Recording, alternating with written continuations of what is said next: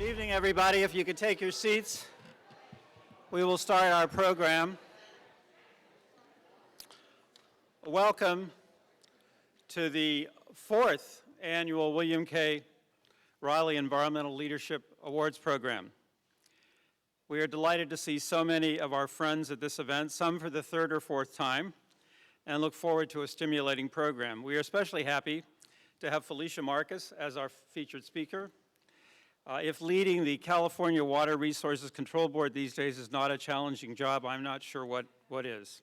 So thank you, Felicia, for taking time and being part of our program.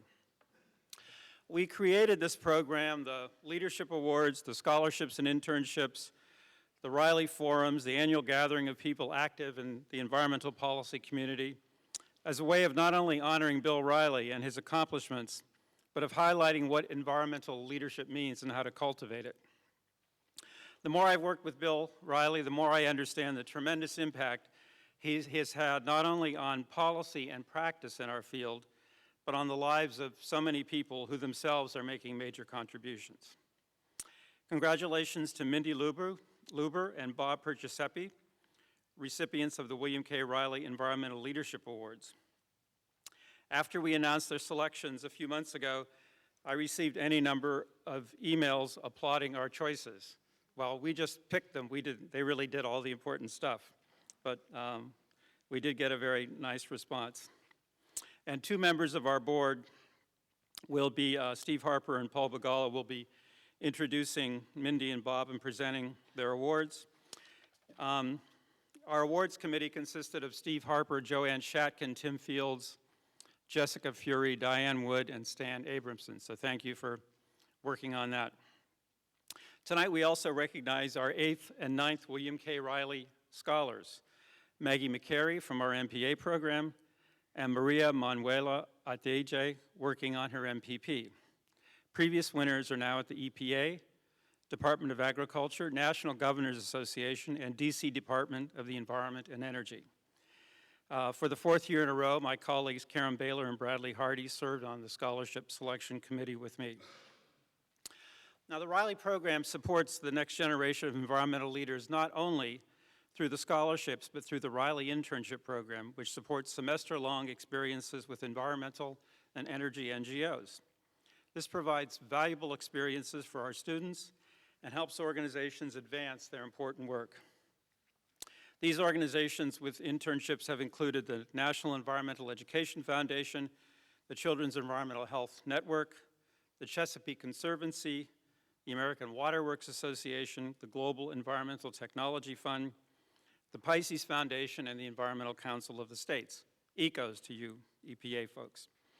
Now, a theme of the School of Public Affairs is linking theory with practice, so we see this as a really valuable way to help develop our programs as well as contribute to solving environmental problems. As we continue to build the Reilly program and the broader activities of the center, we will focus on innovations in sustainability finance and the effective use of public and private capital, strategies that link environmental, economic, and social goals in constructive and equitable ways, and how to promote technologies and policies for managing water resources and more environmentally friendly energy systems. In the past 2 years, we've worked on projects on nutrient trading, monitoring technology, water and climate financing, an index for evaluating state environmental performance, and other issues. We have convened Reilly Forums on California water issues in San Francisco, Everglades restoration in Miami, and on the social and economic impacts of climate change on children's health here in Washington. We are fortunate just this year in being able to present the first 2 in a series of Share Sustainability Forums made possible by SPA alumnus Peter Scher. We held our first forum on March 16th with U.S. Ambassador to China, Max Baucus. Our second forum is on May 18th at the National Press Club and will feature speakers on innovative approaches to financing climate change mitigation. So if you're here tonight or you put your name on the list, you will receive an invitation for that. I want to recognize our sponsors for this event, thanks to Intel Corporation, Hogan Lovells, the Bipartisan Policy Center, and the Earth and Water Group, and for individual support from Francis Prisnar and Brian Keene. The Conservation Fund and Smart Power provided in-kind support, which we greatly appreciate. And of course, thanks to our Program Advisory Board for its guidance and support. Board members are listed in the program. I do want to draw your attention to two new members. Unfortunately, both had business travel and couldn't be here. But joining our board will be Janet Peace, Vice President at the Center for Climate and Energy Solutions, and Adam Kushner, a partner at Hogan Lovells, and we look forward to working with them. We had beautiful, elegant, professionally printed programs which appear to be lost somewhere in the Spring Valley area, but we were able to. So if you see any stray programs, let me know. But we were able to do, at least present you with the program that will help guide you through the program. So now on to the program. It is my pleasure to introduce Barbara Romzek, Dean of the School of Public Affairs. She has been with us from the beginning of the Reilly program, and she's been a key part of our events here and around the country. Dean Romzek is a leading scholar in the field of public administration, author of many influential studies in the field, and a fellow of the National Academy of Public Administration. Before joining American University, she held several leadership positions at the University of Kansas. Please welcome Dean Barbara Romzek.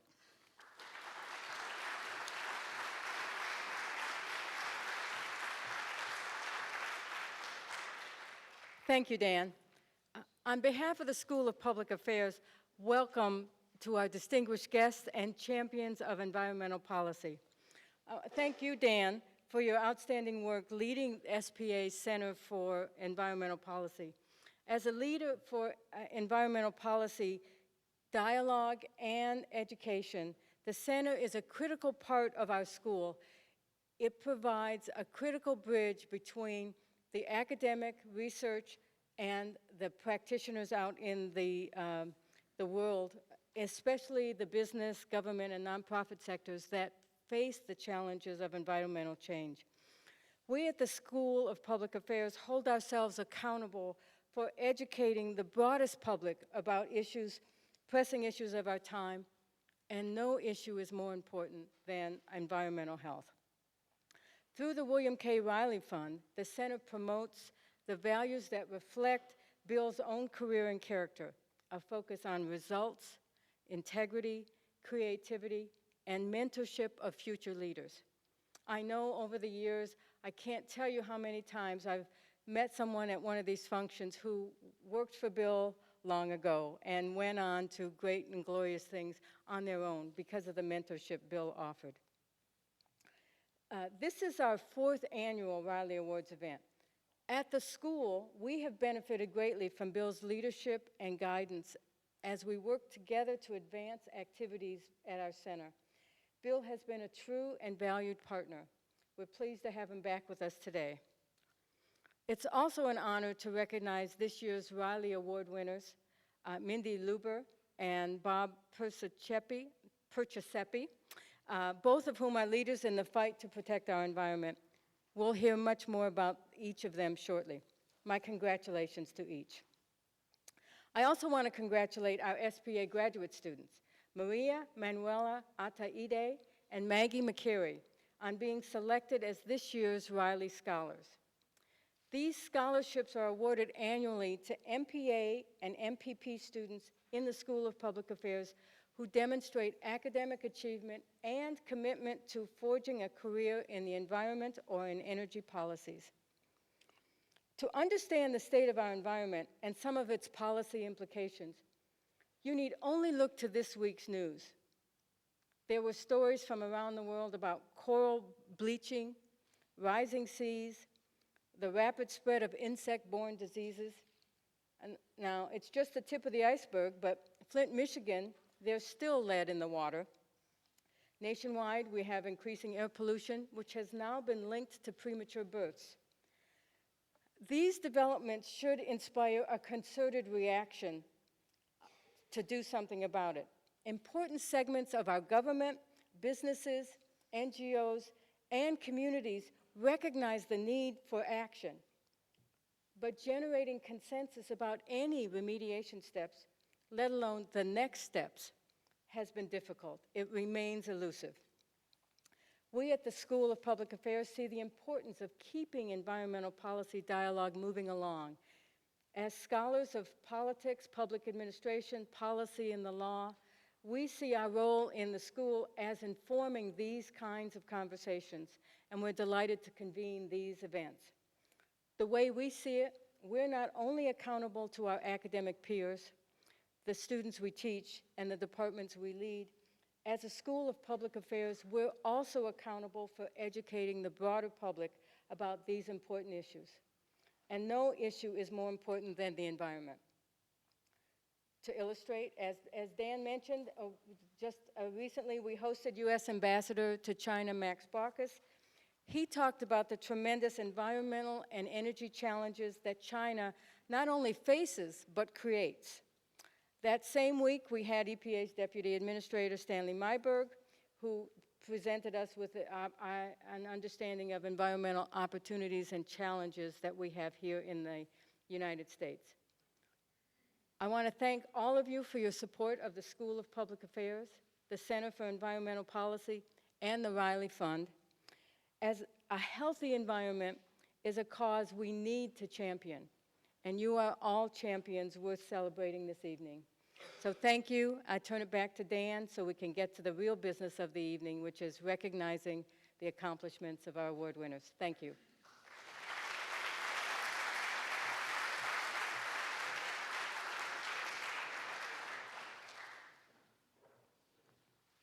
So now we will move on to the presentations of the Environmental Leadership Awards. These will be presented by two members of our board. Filling in for Joanne Shatkin, something came up for Joanne, is Paul Bagala of Calvert Investments, and then Stephen Harper from Intel will be presenting the other awards. So Paul and Steve, if you would come up, I will turn this over to you.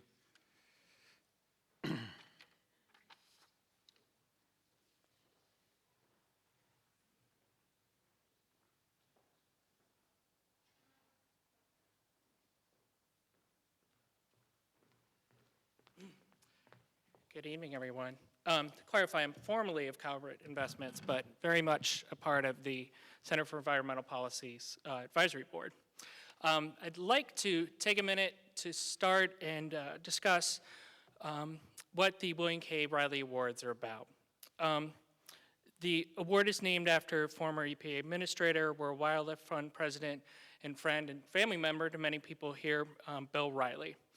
The awards are given to leaders from the private sector, nonprofits, and government in environmental and energy policy to recognize individuals in environmental careers who demonstrate the qualities of leadership, innovation, engagement of diverse interests, effective problem solving, and contributions to future generations of environmental leaders. I'm very pleased to introduce our William K. Reilly Environmental Leadership Award winner from the nonprofit sector, Mindy Lubber, of the president of Ceres. Mindy is receiving this award because of her forward-looking leadership that continues to bring investors and the business community toward new standards for sustainability reporting, climate action, and resource management. Mindy's career-long environmental leadership includes important roles and positions in government, financial services, and the nonprofit sector. She joined the U.S. Environmental Protection Agency in 1995 as a senior policy advisor and was New England's regional administrator under President Bill Clinton in 2000. Mindy was the founder, president, and CEO of Green Century Capital Management, a family of environmental and socially responsible mutual funds. She also served as the president of the National Environmental Law Center and director of the Massachusetts Public Interest Research Group. Today, she is the president and a founding board member of Ceres, an organization leading international efforts to raise the bar on sustainability reporting, climate disclosures, and sustainable water management. Our work has brought significant resources to addressing sustainability and climate change. Her efforts advance the mainstreaming of sustainability, carbon, and water disclosure in corporate reporting, for example, through public companies' routine disclosures to the SEC. Mindy also leads INCR, the investor network on climate risk, which now includes 120 institutional investors with assets under management of $13 trillion. And $13 trillion may just sound like a big number, But it's really significant when you consider that the GDPs of, it's larger than the GDP of every other country but the United States. INCR is a remarkable achievement which brings together reasonable investors with material interests in climate change disclosure and action. I saw firsthand during my time at Calvert Investments the power of the collective action of INCR to address the inefficiencies and often willful ignorance of our markets, which aggravate the most critical environmental issues of our time. If that wasn't enough, there's also Mindy's role at Ceres Project BICEP, or the Business for Innovative Climate and Energy Policy, which is breathing new life into corporate support for constructive climate, energy, and water policy.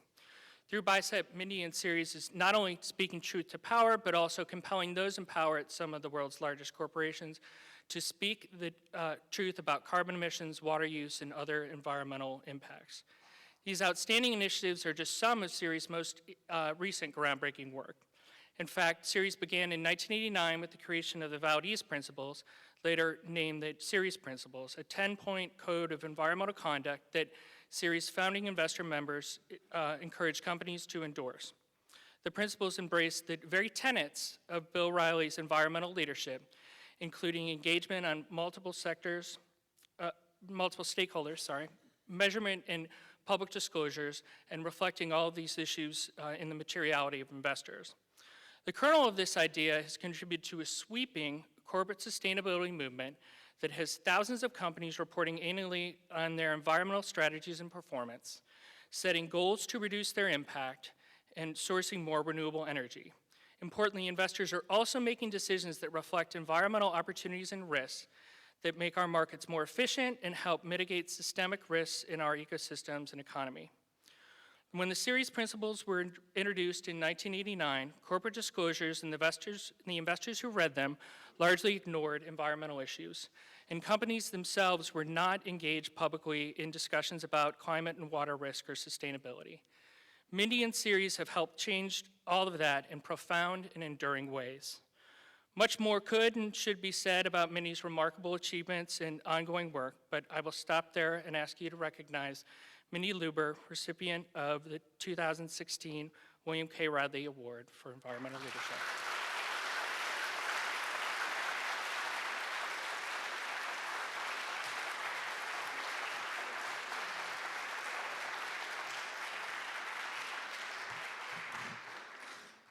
How good does it get? That was very nice, very sweet. Thank you, Paul. And I hope if even half of that's the case, that I'll continue to do some of those things you said. But thanks, everybody. It's fun to be here. It's lovely to see friends from the EPA, friends from the advocacy world, friends from the capital markets world, our business and investor partners. So thank you all for taking time out of your ridiculously busy schedules. I'm going to think about tonight and my short 7-8 minute comments as a personal act and less as a professional. Because in the end, this is all personal.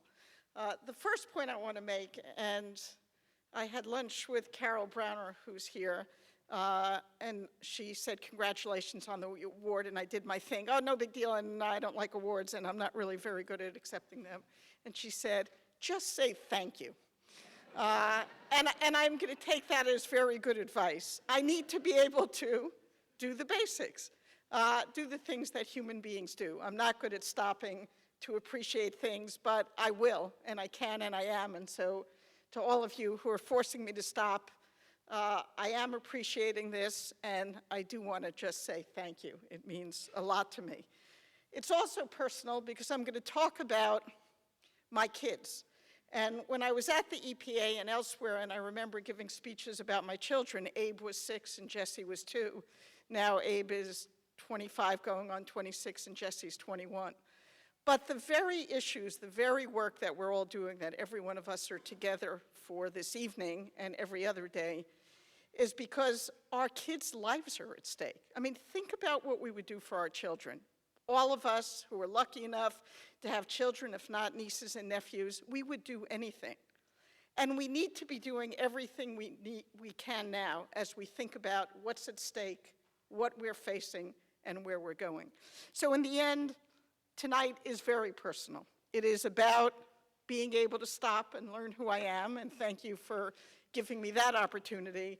But it's also about a moment to reflect on, if I would do anything in the world for Abe and Jessie and you for your children and grandchildren, why isn't everybody thinking that way, and what do we need to do to get there? And that's what I hope to talk about. I want to put it in the context of how we do it as well, and I do want to thank Bill Reilly, in whose name this award and this honor is based on. Think about what Bill has been able to do in his short 35 years, 40 years of public service, and Bill, correct me if I'm off on the numbers, I didn't Google it as I walked in. But what his career has been about and the path he's taking is exactly how we have to think about the path we have to take going forward. Bill's commitment to the future has been unparalleled from the days he was at EPA and likely before that, and certainly until today. He's audacious, and we've got to be audacious as we think about going after the challenges of climate change, of water shortages, of deforestation, of the very things that will either allow us or not allow us to build a future for our kids. Will there be enough food to feed 9 billion people on this planet, or will there not be? We need to be audacious in the extreme and follow your lead, Bill. You're impatient. I've seen you at different times get impatient. We need to be very impatient. This is about scale, scope, and pace. We can't do the business of fighting for environmental change in the way we always have, which is not to say we haven't always done it with impatience and with tenacity, but we need to kick up and make that impatience even more impatient, not rudely, not in ways that doesn't allow other people to get into the tent and join us in the fight, but we need to be impatient. Time matters, and it matters a great deal. Bill, you've been a visionary. We've got to hold out the vision when people say it is impossible to get to a 2-degree world or less, cannot perceive how we get there, cannot imagine finding $20 trillion to build a clean energy future. I believe it can be done. I think it takes vision and audacity, and that's what we need as we go forward. You've been effective, you've been clever, you've found different ways to go at the problems, not just the traditional ways. You've been a bridge builder, and I think we need to leave here thinking hard about how to build bridges as we take on some of these problems. They are not Republican problems or Democratic problems. They are not blue state problems or red state problems. If we have a future, if we are going to provide for Abe and Jessie and your Abe and Jessie's, I don't really care if you're from a blue state or a red state or you have an R or a D. We have got to sit and stand and come together and build bridges and think about the fact that we need to solve these problems. And by the way, they are not about liberals versus conservatives. Every single one of us in this room would throw ourselves in front of a bus if it was coming at our children. We would do nothing, we would not consider doing anything but stopping that bus and protecting our children. That bus, in the name of climate change, is coming at us at a speed we never could have imagined, with a vengeance we don't understand. And we need to show everybody that this is not about politics. It is not about beating up the EPA. Gina, we got to stop these attacks. It is about building a future for our families and our kids, and it cannot only be one side of the fence or the other. So let's think about how you, Bill, have built a future and the work that you've done. Think about those traits as we think about how to act on climate change, act on water shortages, act on the depletion of our natural resources, which is coming at us at a pace we never understood. We know with certainty, there's 0.1%. Of course, some people out there want to say there's lots of doubt. There is not lots of doubt. We know with certainty we are looking at the biggest challenge humanity has ever faced, that this challenge could within 10 years make it impossible to avoid irreparable damage to the planet and to the habitability of the planet for our kids. And what we're seeing out there is a good part of the world hedging their bets. Maybe it'll happen, maybe we won't, so we don't need to act. Some part of the world ignoring the reality, which is exactly not the way to address a problem that is coming at us with the tenacity But we need to turn that around with speed and pace, and turn around the scope and think differently. And we have got to move different communities. At Ceres, I spent a good part of my life working with activists and environmentalists, and I think I'm no less an activist today than I was 35 years ago at MassPIRG. But we're activists trying to bring different players, different friends, different partners into this debate, as so many of you are. We are spending all of our time with companies and investors, the largest investors in the world and the largest companies, because this isn't only, as we know, an environmental issue, a public health issue, a national security issue.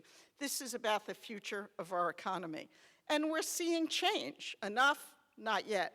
But we are seeing change coming from capital market and private sector leaders, change that I would not have expected 5 years ago or 10 years ago. We work with companies to make sustainability issues, climate change, issues that belong at the board level because they're a material financial risk to the company in many sectors, and boards have a fiduciary duty to address them and to make these issues priorities for the leadership of companies and integrate the challenges of sustainability and the opportunities into enterprise risk management and supply chain planning and everything that goes on with facilities, products, and the supply chain. And if we can move a substantial part of the largest capital market players, we will see real change, not only in what they do, but in the positions they take. I will tell you that I am talking to people in the United States Congress who don't have Ds on their door, who have not been at all of the Ceres conferences, who have a very different take. But when economic leaders, companies and businesses and investors are up there with us, the discussion is completely different. It is but one constituency. We need to bring capital market players into this debate. We need to bring conservatives into this debate. We need to bring red states into this debate. And we've got to think about how to do it and how to do it fast and soon in a way that will get us where we need to go.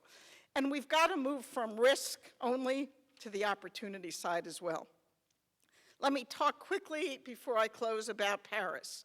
We all came back from Paris ecstatic beyond words. Every country, or 196 countries, agreed to the Paris Agreement to get the world to a 2-degree world or lower. A world where maybe it will be habitable for our kids and your kids. A world that will operate very differently than the trajectory we're on now.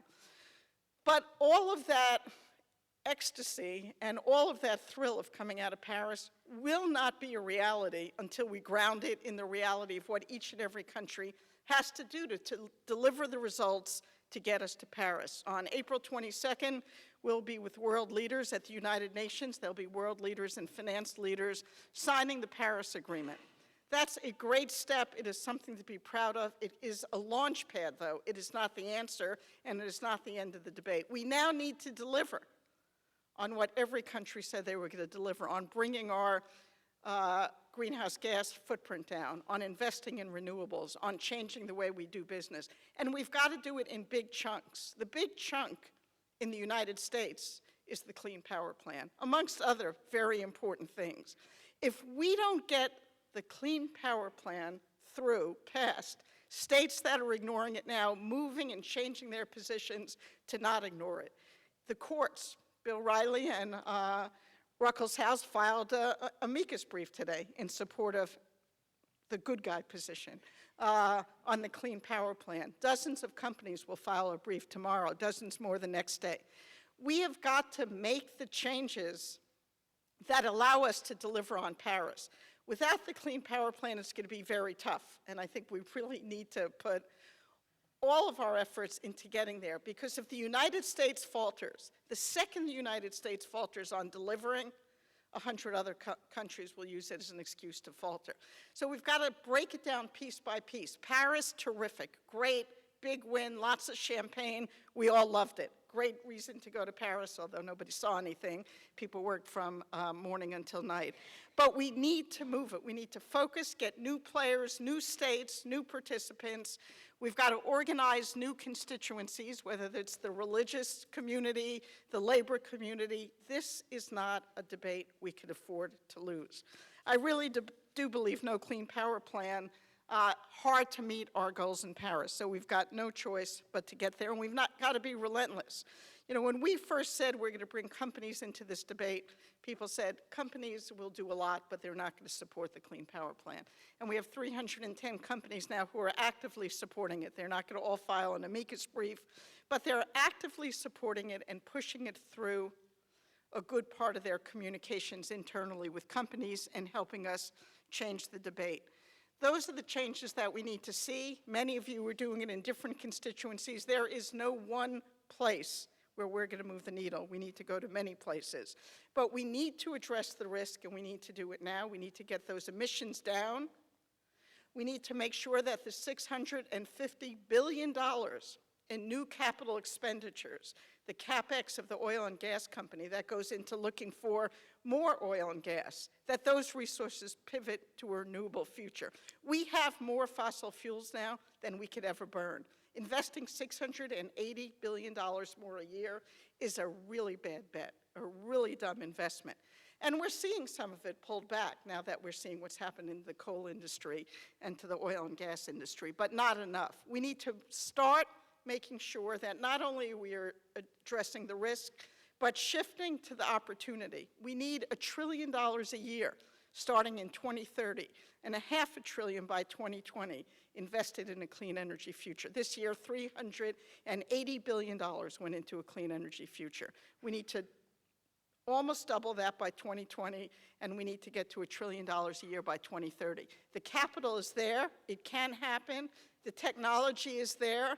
We don't always see the right marriage between pools of capital and investments, so we got to focus and work on that and figure out how to de-risk some of those investments and how to move capital into clean energy.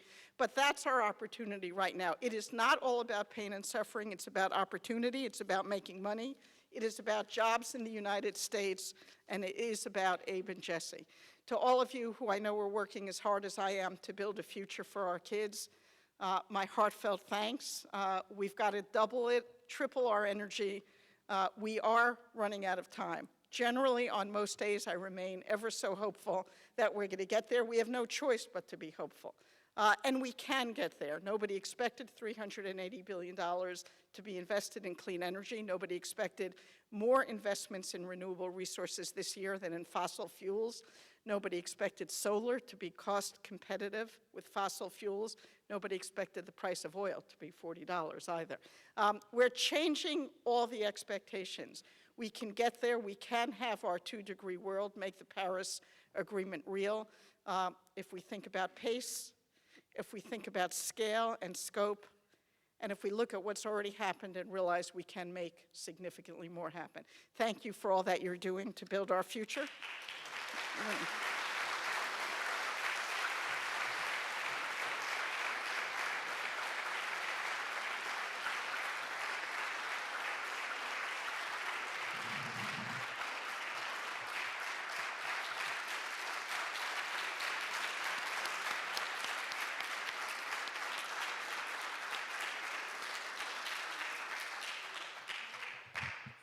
Thanks, Mindy. I'm Steve Harper with Intel. I'm a big fan of Ceres. About a year and a half ago when we redid our corporate policy position on climate change, I was about to put it to bed and I decided to go out to some friends in the environmental community and I reached out to several of Mindy's staff. And I have to say, when I look back at it now, the big improvements that were made from the first draft to the last draft, half of them came from Mindy's staff. Ceres is a great organization. But I'm not here to give you 2 awards. I'm here to introduce Bob. I take tremendous pleasure in being here. First, I want to thank the Dean, and I want to thank Dan. I think the center has made huge progress over the years that I've seen it grow from an idea to where it is today. I think this awards program and Administrator Reilly's involvement and to see the extent to which he spends time with the students is inspiring. And then just this semester, because somebody quit, I got asked to step into the breach and teach a class to some graduate students, and I've got to see the other part of SBA, and I've been quite favorably impressed by the students. I don't know that they would say the same about me, but we'll see when those teacher evaluation forms come in. I think everybody in this room knows Bob, the arc of Bob's career. I think he personifies the criteria that we set out for the Public Service Award. Senior roles in the City of Baltimore, head of the Maryland Department of Environment, head of the water program, head of the air program in the Clinton administration, later coming back, I think, to be the longest serving deputy at EPA in the current administration. And he's had his own version of the revolving door, but it hasn't been the cushy revolving door that you hear, people talk about during the campaign season. He took time off to be the chief operating officer of Audubon and now to be head of C2ES. Intel's been a supporter of C2ES back when it was the Pew Center in the very beginning. And so I've had the ability and the pleasure of working with and for Bob for many years. The working for Bob, I see Administrator Carol Browner is here today. I started at EPA the day before the election in 1992. And so President Clinton won, or Bill Clinton won. And once we figured out who was going to be the administrator, he named Carol the administrator designate. My boss and mentor at the time, Rob Brenner, who's here tonight, said, you're working on sector issues. I was working on refining sector issues. We think that the new administrator might be interested in approaching environmental issues from a sectoral perspective. Why don't you put a proposal together? So I gathered 3 or 4 colleagues, and we made a presentation early on to the senior leadership of the agency and to Carol. And I came into work the next morning, and I was told that the proposal was bought off on, and that and Mary Nichols said to me, "Would you like to be the director?" And I naively said, "Sure." So Mary and Bob were the co-chairs, and I worked very closely with both of them for 3 years. The Common Sense Initiative, now if we had had smarter communications people at the time, we would have called it CSI Washington. It might have had more sex appeal, but we didn't have that foresight. CSI lived a fairly long life and had, I will be honest, fairly mixed results. And I can honestly say that it was none of our faults, not Mary's, not Bob's, not myself, not the administrator. The biggest issue that happened to us, and which is evidence that elections matter, is the '94 congressional elections. And I remember the day after the elections, Carol, I don't know if you remember this, but the day after the elections, we just happened to have a meeting with the 5 families, the heads of the major environmental organizations. In Carol, it was pre-scheduled. The environmental groups wanted funding to participate in CSI, and we had scheduled this meeting. So I remember Carol holding up the front page of the Washington Post and basically saying to the assembled environmentalists, look, folks, either you get on the bus and work with us to help shape the future, or the bus is going to be driven by these folks, meaning the conservatives, and we're going to get run over, all of us. Well, predictably, what happened was business decided they could probably get a better deal on the Hill. Environmental groups, not all of them, but most of them decided to go back and play defense. And most of the momentum that we had built kind of fizzled out. But that 2.5 years that I worked with Bob on the CSI Washington project was professionally and personally a highlight in my career. And I want to end with 2 quick stories. One talks about the challenge of doing environmental reform, because CSI was part of the reinventing government effort, the difficulty of doing environmental policy reform, and the other is just to give you a sense of Bob and Bob's personality and why he was a pleasure to work for. CSI had 6 different projects, one focused on each of 6 industries, and the idea was to bring environmentalists, the industry, the states, EPA together to try and figure out more coordinated ways to regulate each of those industries.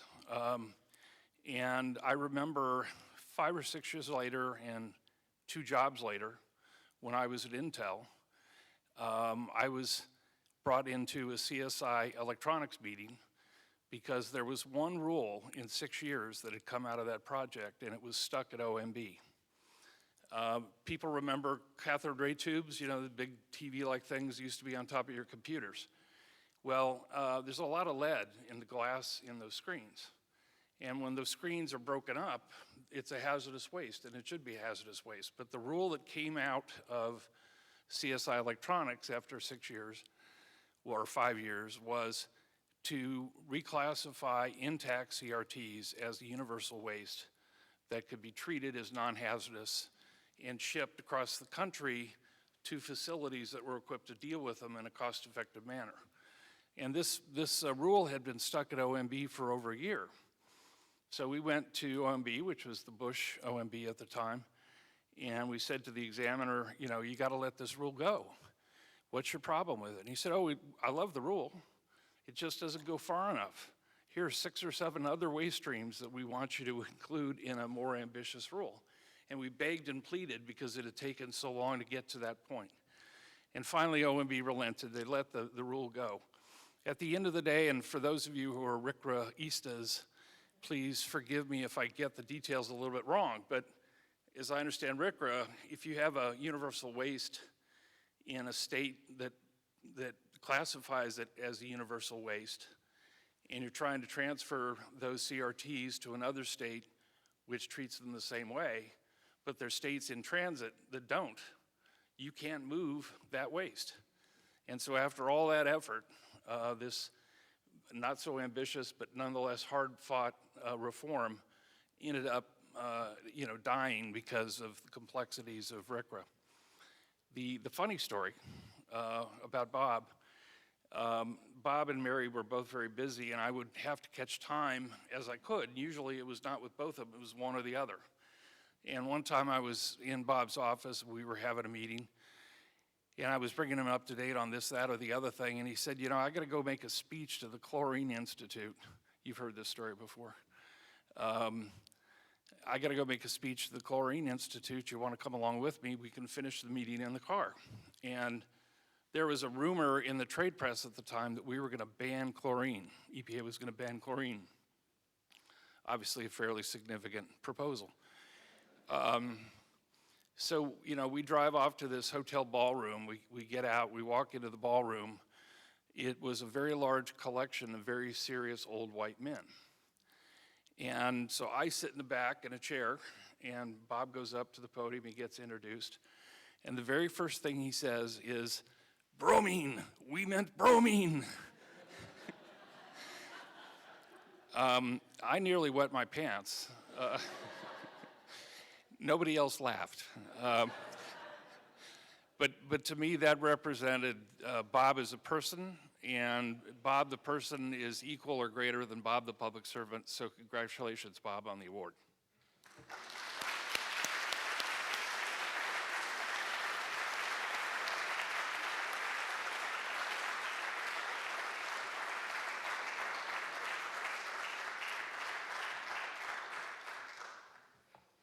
Oh my goodness, I'm going to have to cut my speech down.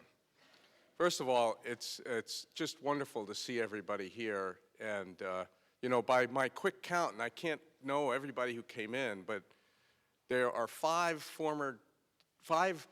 former deputy administrators of EPA and 1 current, and I think 3 administrators of EPA, including 1 current, and in the room.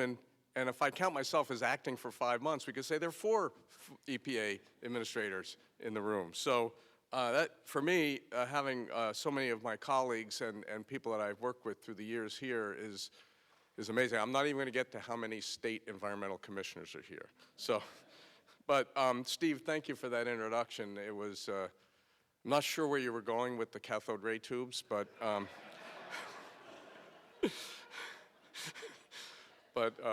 it does sound science fiction-y these days, doesn't it? Cathode ray tubes. But I want to also thank the Center for Environmental Policy and the Public Policy School and American University and the Dean and all of you. You're just putting on an amazing policy forward set of activities here, and every year this event is growing and growing. I'm happy to be part of it, and I'm happy to be here with all my colleagues from EPA. And you know, anything that I've ever done at EPA could never have been done without either the support of many of those administrators that I just mentioned, former ones included, as well as all the people who work at EPA. The people who work at EPA are an amazing, beleaguered group of people, and they deserve all the credit in the world. If there's any public service that has been a great benefit and deal for the American people, it's been the work that EPA has done over the last 40-something years. You go to another country and you'll know what I'm talking about. I also want to say something about my family, who's sitting here in the front row. I have my mother, Elizabeth, who's part of America's greatest generation.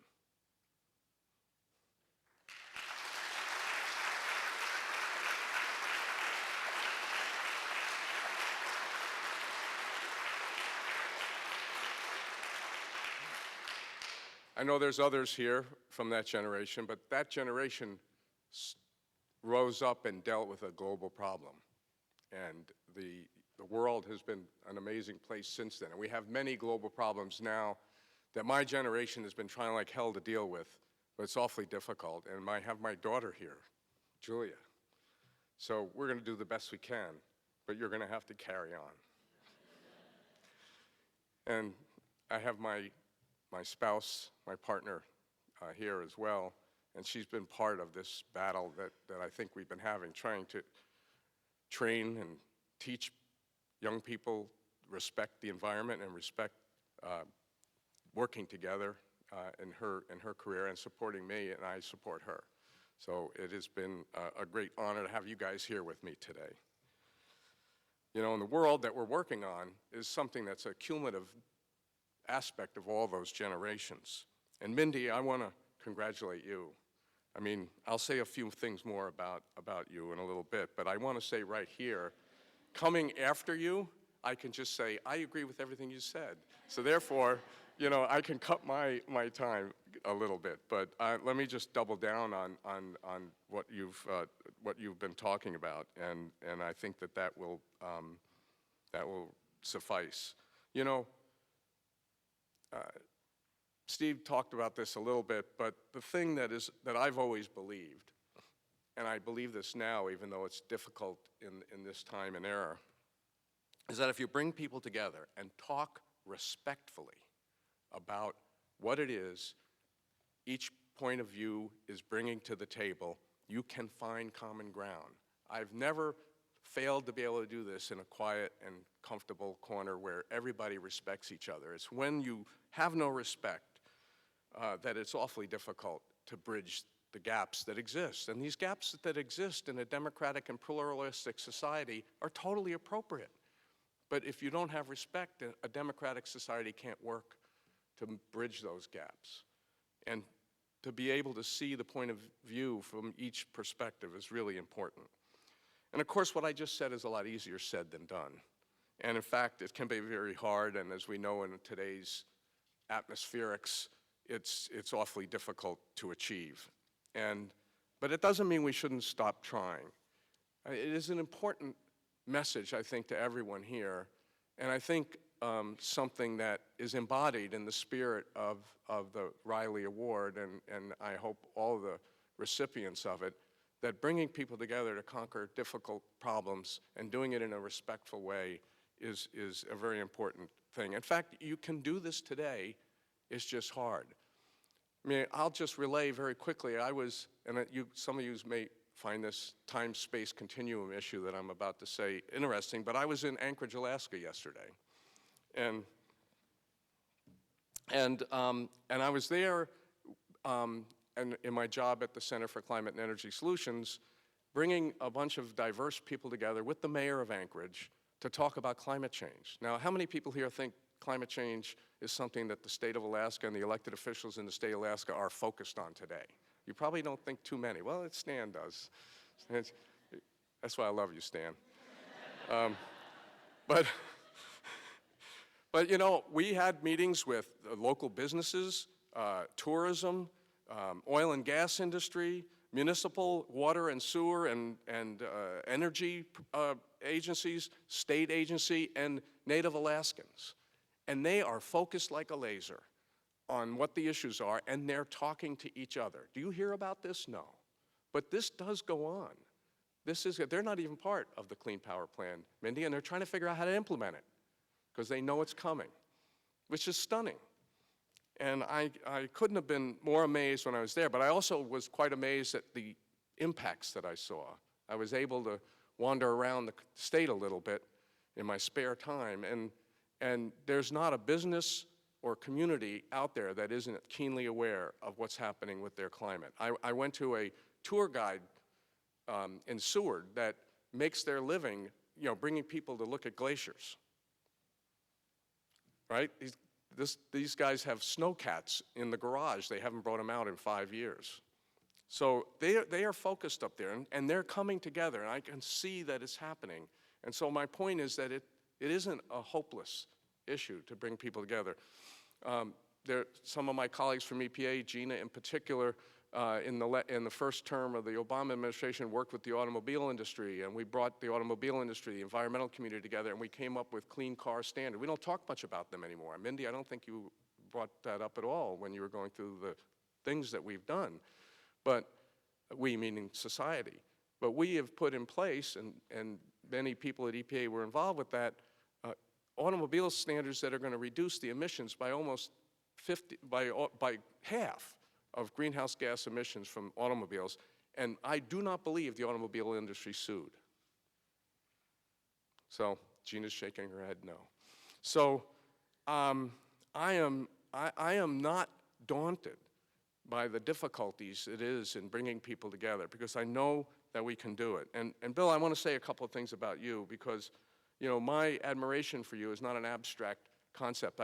My whole career, I've been sort of tagging along and working on stuff that you have been working on, and it goes all the way back to when I first met you, and you may not remember this because I was just some other guy. You had a lot of other things going on, but it was in 1990, and we were working on the Clean Air Act, and I was with your colleague, Bill Rosenberg, and we were, believe it or not, Ben, we were concocting how to get Governor Schaefer to intervene in the White House with the Competitive Council, I think it was called, by Dan Quayle. And you came in the room and were wondering what we were talking about. I was the Secretary of Environment of Maryland, and my governor at the time had a very unique relationship with the president. In fact, he's a Democrat, he supported President Bush for re-election.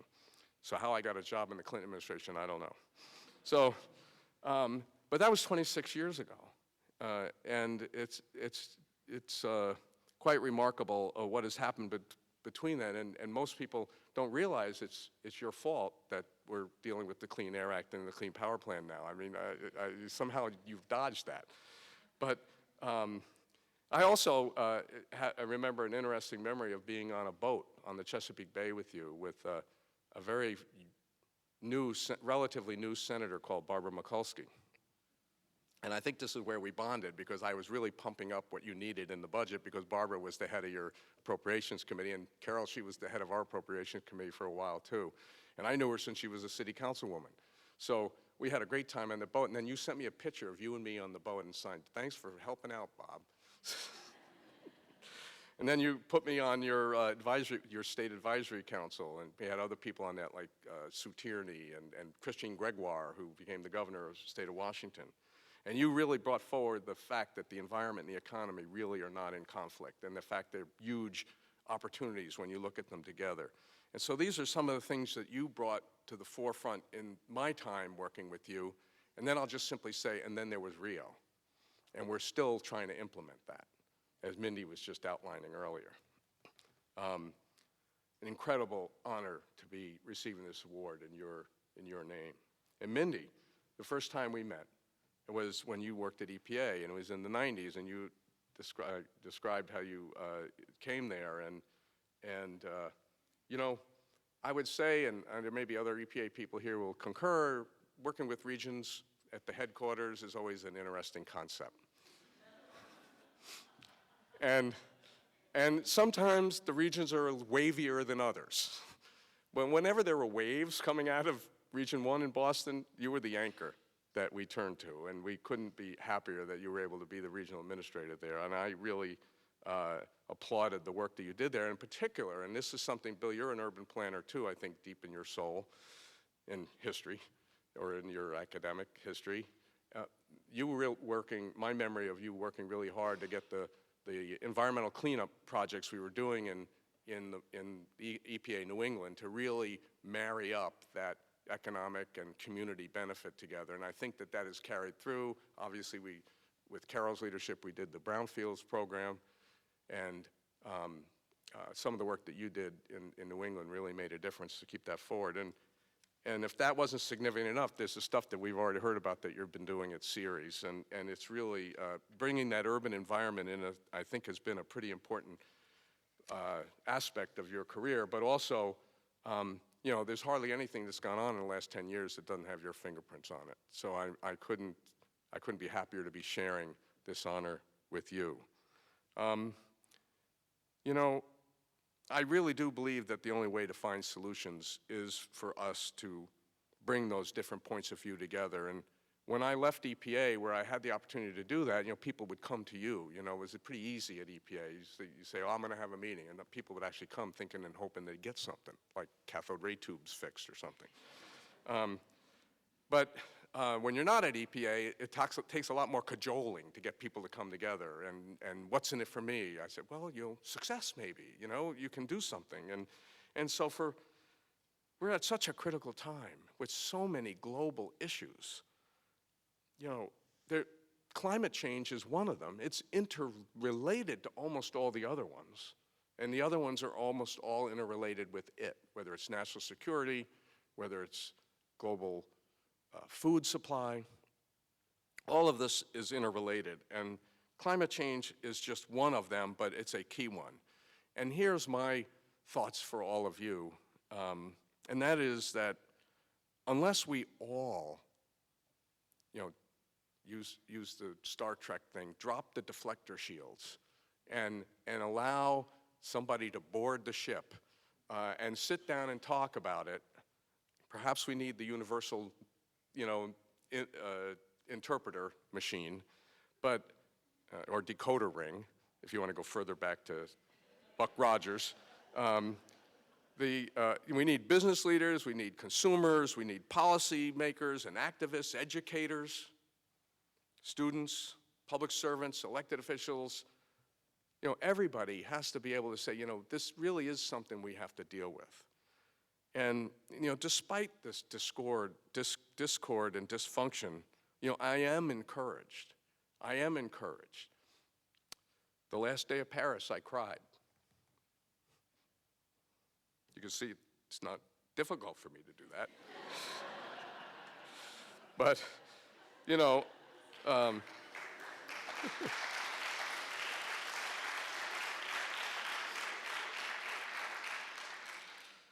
but that was an amazing event, even though it still has so much more work to do. And Mindy, I won't repeat all those things that still need to get done because you've laid them out so clearly. But what we saw in Paris was something that we haven't seen, I think, since the world tried to come together in the 1940s. And that is 150 heads of state in one city in one day, at one time, talking about one thing. Never has that happened before. And to have 196 of them agree to something, including like the earth might be round, is just quite remarkable. You know, somebody once asked me, well, what happens if the next president pulls out of the agreement? I said, well, they'd be aligning with North Korea. You know, that's, you know, there's only a few left that are not in. So, you know, but in addition to the heads of state that were there were hundreds of mayors from around the world. There were governors and province leaders and district leaders and regional leaders from around the world.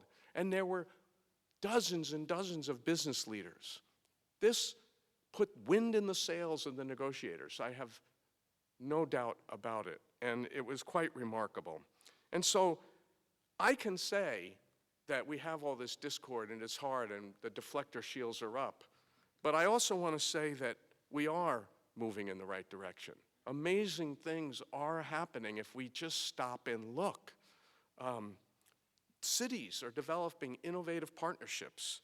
They're improving energy efficiency, and I'm betting they're doing it faster than we thought in the Clean Power Plan.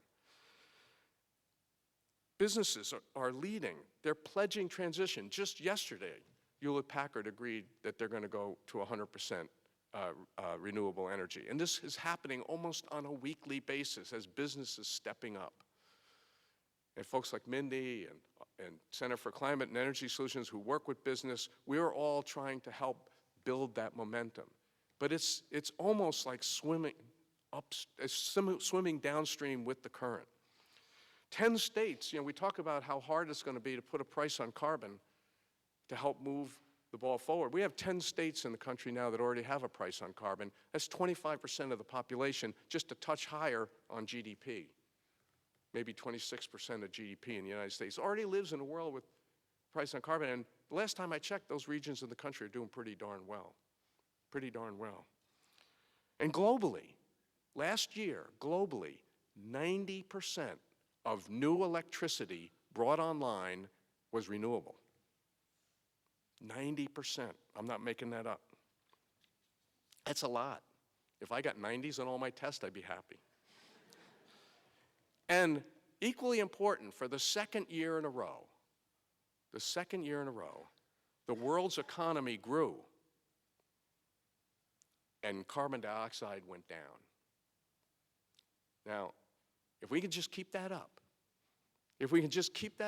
and push harder and do some of the things that Mindy told us to do, thank you, Mindy,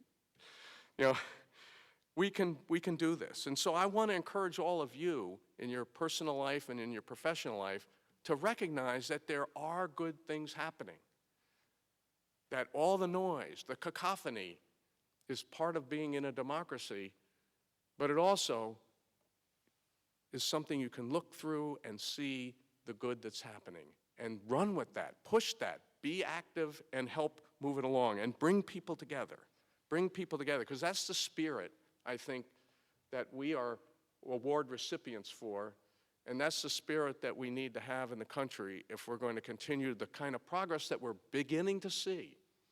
We're beginning to see, because whether it's the Clean Power Plan in the United States leadership, which we saw more of today with the President and the President of China announcing that they're going to sign the agreement to accelerate adoption of the agreement on the 22nd of April, that relationship between the United States and China can change the world. And so these things are right there for you to see. You just have to look. And so I'm so proud to receive this award. I'm humbled by it.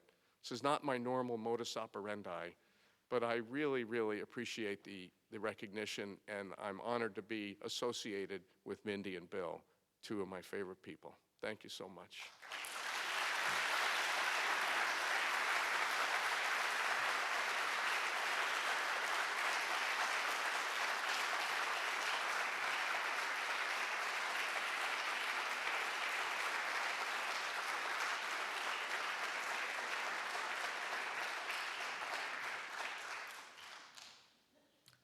Well, that was very inspirational. Thank you, everybody. Unfortunately, Steve Harper used up all my good cathode ray jokes, so I can't tell any of those. But I am going to ask Bill Reilly to come up in about 30 seconds.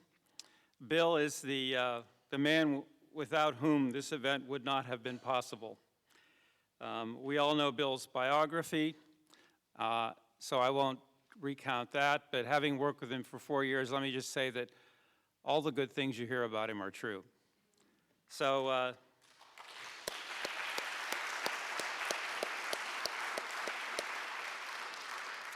to present our scholarship awards and to introduce our featured speaker, Bill Reilly.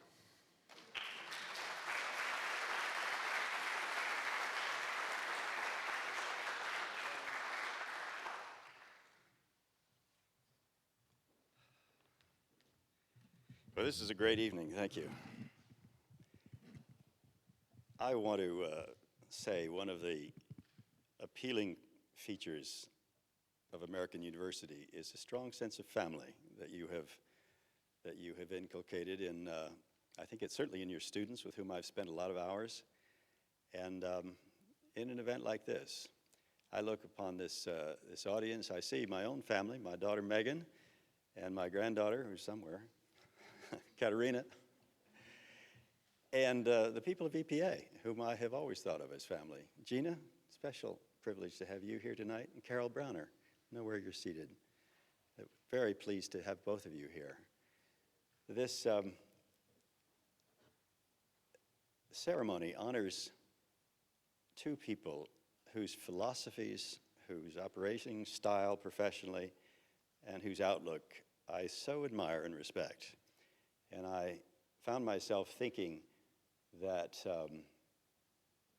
given the exemplars we have for bad behavior on the political scene, it's so interesting to see three very effective people who have the congenial, respectful, responsive, and attentive personalities that they have, and they have brought them to their work in varied areas of life.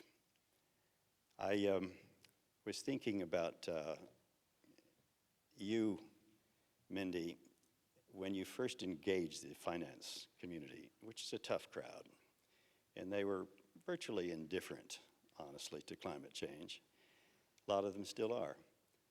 And I was thinking of a story of a famous dinner party that was held in Washington, where the host, who liked to prepare in advance and then test his guest, although he was prepared, asked the question, what makes a great man?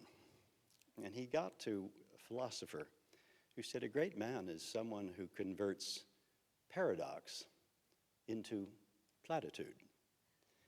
And I was thinking, well, Mindy has gone from the kooky to the mainstream. When I first knew her, it was preposterously ambitious to think that you could swing J.P. Morgan and a lot of the other people who have more recently been in your community, and who now are very attentive to Ceres, to their message, to their principles, and to their outlook on the future. And Bob, you're really so reflective of the ideal that one has about public service. In both of you, not just, well, actually, you and Felicia, exploiting the tremendous opportunity that is created by the liquid flow of government, private sector, NGO world. Possible, I think, only in the United States. I know it's not possible in Europe to go from sector to sector to the degree that you have. In each instance, with great dignity, effectiveness, and the respect of everybody. I could not be happier with the two award winners this evening. Well, there was a time after I left EPA, I spent a year at Stanford. I had a chair there in the challenges to the global community, which required me to deliver 5 public lectures. And incidentally, I kept being asked to give lectures in the business school, the law school, epidemiology, even engineering. And I did. And I was so taken by the community of students and the interaction with students, it did occur to me to stick around and teach. But I remember thinking, no, I think after a couple of years, the stories are going to get pretty old. And it's probably not something that I would do. But this coming back here and spending the afternoon that we did today, hearing the questions that are asked, is very exciting and very energizing. I was thinking about China and the leadership and its importance in climate of the United States and President Obama. I met with the negotiator for China earlier this year, well, last spring, before Paris.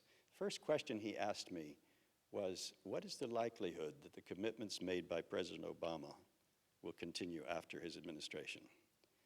Making very, very clear the dependency of China and its position on the continuation of a vigorous and aggressive position on the part of the United States. So what you said, Bob, is absolutely true, and one has to hope that that leadership will continue and that Paris will not be repudiated. The pleasure I have in recognizing the students is always strengthened by the questions that they ask, which there's kind of a subtext to them, like it's really, how did you get there? And what I said this afternoon essentially was that it's always seemed to me that it is a great mistake to identify very strict delineations of your ambitions and your expectations, because at least in my own experience, and that's all one can answer a question like that with, it's opportunity that arises, and the important thing is to stay in the game and stay committed to your course, to your subject matter, your interest. We have 2 awardees. I'm so proud of the ones that we have had in the past and the distinguished work they have done for National Environmental Education Foundation, World Wildlife Fund, other groups in this city. I see these interns turning up and see them doing distinguished work and getting these positions. They're very well prepared coming out of here. I'm so impressed by the quality of the students. And I'm now going to have the opportunity to honor 2 who have been selected as this year's fellows, awardees. And I will do this. These are not the awards. You guys didn't get your awards.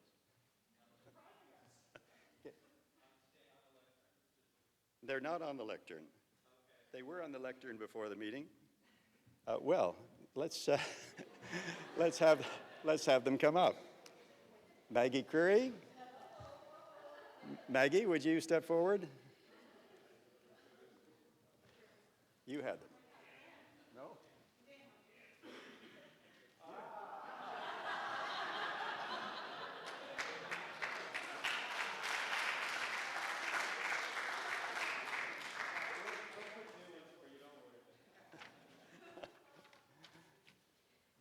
Maggie Curry from Boston. I guess I can say you're from Boston. You live here now. Who was a graduate of Northeastern University and who wants to use her experience here and her preparation and formation here to work ideally in the state level.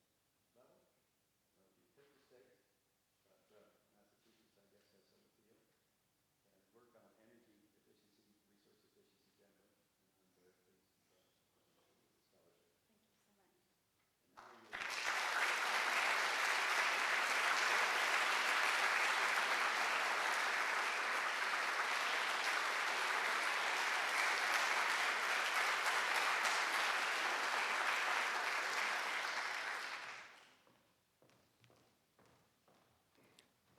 And now I want to honor Maria Manuela Atahaide. Is that close enough? Atahaide.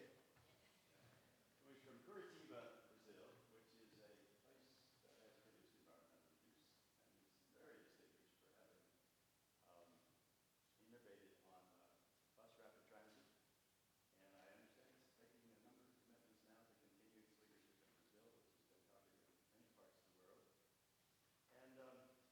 And your field is going to be back in Brazil? Not sure. Great pleasure and honor to present you with this award.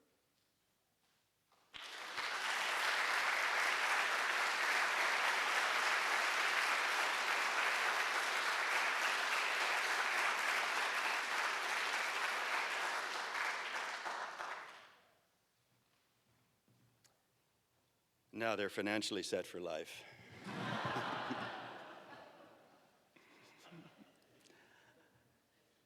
I can tell you, I met a number of their colleagues and classmates. To stand out in that group is itself a very significant distinction. Congratulations to both of you. Well, our keynote speaker is a friend of long standing of many in this room, known, I suspect, to most of you. In one of the many organizations which her career has taken her through, she has been the Director of Public Works for the City of Los Angeles, where she concerned herself with toilets and lawns and earthquakes and storms and water. She has been Chief Operating Officer for the Trust for Public Land, where land, particularly in urban areas, parks in cities, was the focus. Has been Western Regional Representative for the Natural Resources Defense Council, and Region 9 Administrator for the Environmental Protection Agency.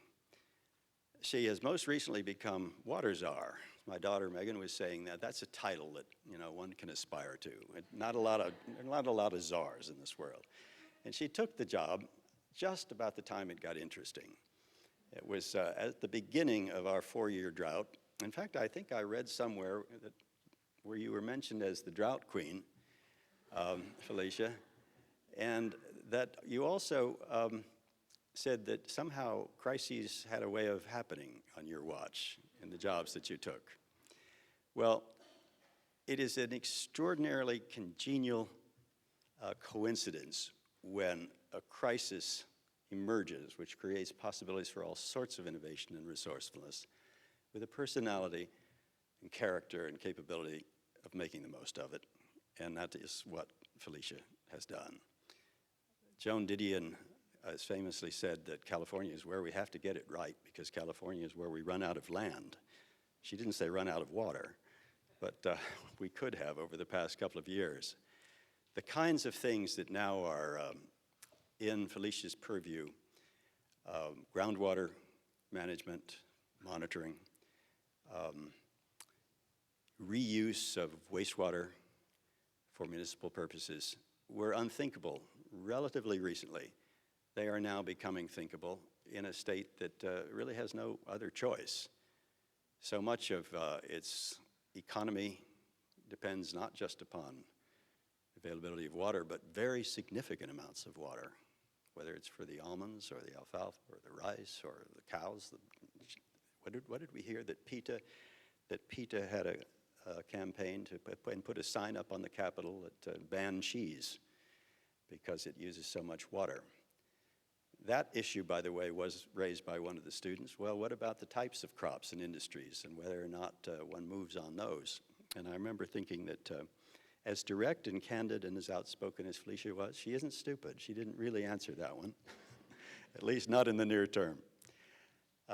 She has been consistently effective and known for effectiveness in all of the positions that I have watched her in over these many, many years. And I cannot imagine that we could have a better, more appropriate keynote speaker, particularly following the awardees, than Felicia Marcus. Felicia, will you come forward?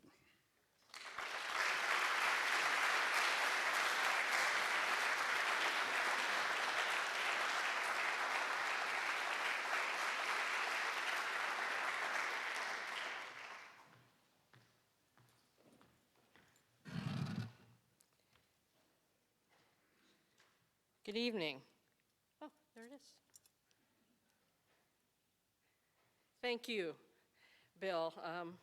I have to say, my favorite title is the one my husband Warner refers to me as, which is Your Droughtness. That's my favorite. But thank you so much. We are so lucky to have you in this world. Amazing presence, smart and thoughtful, effective, approachable, and with a great sense of humor, which is an underappreciated asset in life. And as some of you know, one of my guiding principles is that nothing's worse than an environmentalist without a sense of humor. So, you've been a great mentor and a confidant and a counselor, and you're loved by all, including me. Thank you for the filing today, also showing that the bipartisan spirit that started the environmental movement and that it so sorely needs is alive and well. It's also a joy and an honor to be addressing people who come together to celebrate what people can actually do together when they set their mind to it. And set your mind to it, one must, which is what I'm here to talk about mostly tonight. Although my colleagues I even had some of the same metaphors, so we'll see if I can make sure we're obviously all kindred spirits here. Administrator Reilly, the amazing honorees, Bill and Mindy, and many of you in the audience are my heroes. Not for what you've accomplished, which is considerable, but for how you've accomplished it. And I'm going to talk more about that later. Today I'm going to talk about the importance of consciously drawing on our people skills, which is what we'll need to face the future under climate change, even more than we need it today. I'm going to talk a bit about the California story and where we are as we're trying to do that as an example of taking the broader approach that has relevance, of course, to dealing with climate change wherever we are, as well as on other issues. And I'm going to close with some tips on how to do it, primarily for the wonderful students who are here tonight. I remember a story about my dad, which is funny, I hadn't thought about it in probably 4 decades, just in the course of watching the presidential debate, but also debates on all sides, as well as thinking about the challenges that we face today and how we're going to make it in the future. I had a conversation with him as we were watching TV, and we were watching candidates for president on TV. One of the candidates was really easy for me to understand. He was really clear. He seemed really sure of himself. It was reassuring. So I asked my dad if he was going to vote for him. He said no, emphatically no. And I was confused, so I asked why. And he said the guy had answers that were just too simple for the complex problems that our nation faced. It really struck me, and it caused me to listen more closely, not only to what people said, but what they didn't say or they didn't acknowledge. That story has stuck with me all these years. I was 9 when we had the conversation, 10 when he passed away. Those are the memories that really do stick with you and influence you whether you remember them or not.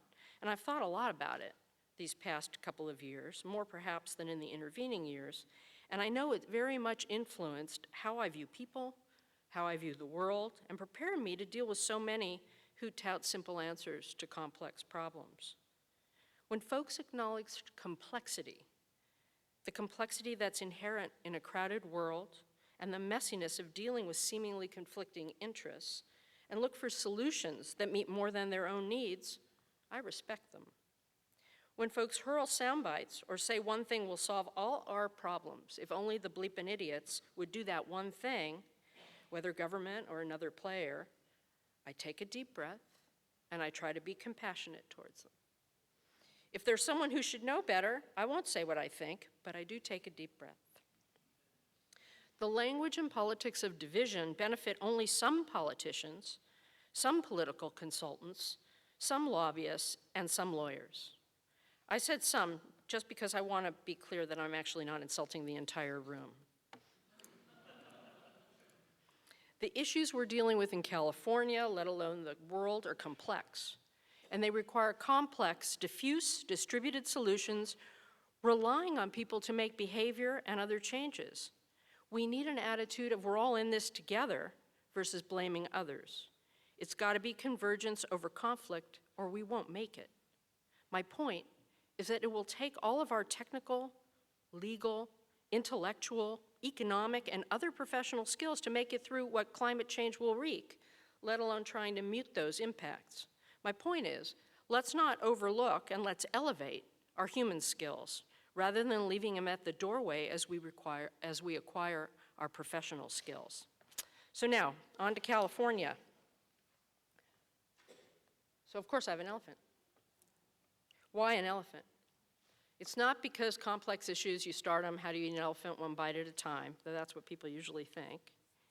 It's because when I came back into California water after having been gone for about 7 years, having worked with Bob and others on the Bay Delta Accords, and Carol, and a whole host of others, Mike Boots, on some of that work, I ran screaming out of the water world for a while. And I went into land conservation, precisely because that's a place where people focused on a real result on the ground and knew that they had to work together with people who weren't like them to reach a result. They knew how to make a deal, and I was a little tired being the princess of peace everywhere. As I said to many people, it's really hard to be the princess of peace when you're pissed. I hope that's okay to say on the East Coast. So I took myself out. And then I came back in 7 years later, and it was fascinating because all the same players, a few new ones, a few had left, but largely the same players, maybe in a different role, a little older, a little grayer, saying the exact same thing past each other. And the odd thing about California water, and it's true of all of these issues, is people can pick one slice of it that they know it really well, really smart people with expertise, and they somehow think that repeating themselves louder and slower across the decades is actually going to get us somewhere. And so the elephant immediately came to mind. And California has some real challenges that aren't just one piece of anything, and yet the discourse in California water traditionally has been very much like a Monty Python routine or an Abbott and Costello routine, or is so, is not, your jerk, no, I'm not level of discourse, which is not up to the task of solving the problems. California has some very challenging issues, and every place has their own, but here are just a few of the ones that face us. We have the most variable hydrology in the nation. When it rains, it rains. When it doesn't, it doesn't. Okay, fine, what does that mean?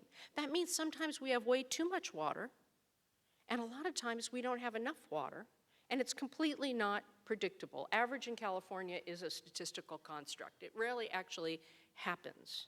And so what does that mean? That means we got to figure out how to store it somewhere in the wet years for the dry years, which is why our institutional infrastructure is a heavily concrete-based infrastructure, which I'll show you in a moment. It also doesn't fall where most of the people are or where most of it is used. It falls in the northern Sierras primarily, some other places. We import some water from the Colorado, but the locus of and the focus of our population, well over half of our population, and certainly the majority of our agriculture isn't anywhere near where the water falls. It doesn't fall in the time of year that we use it. In most of the country it actually rains in the summer.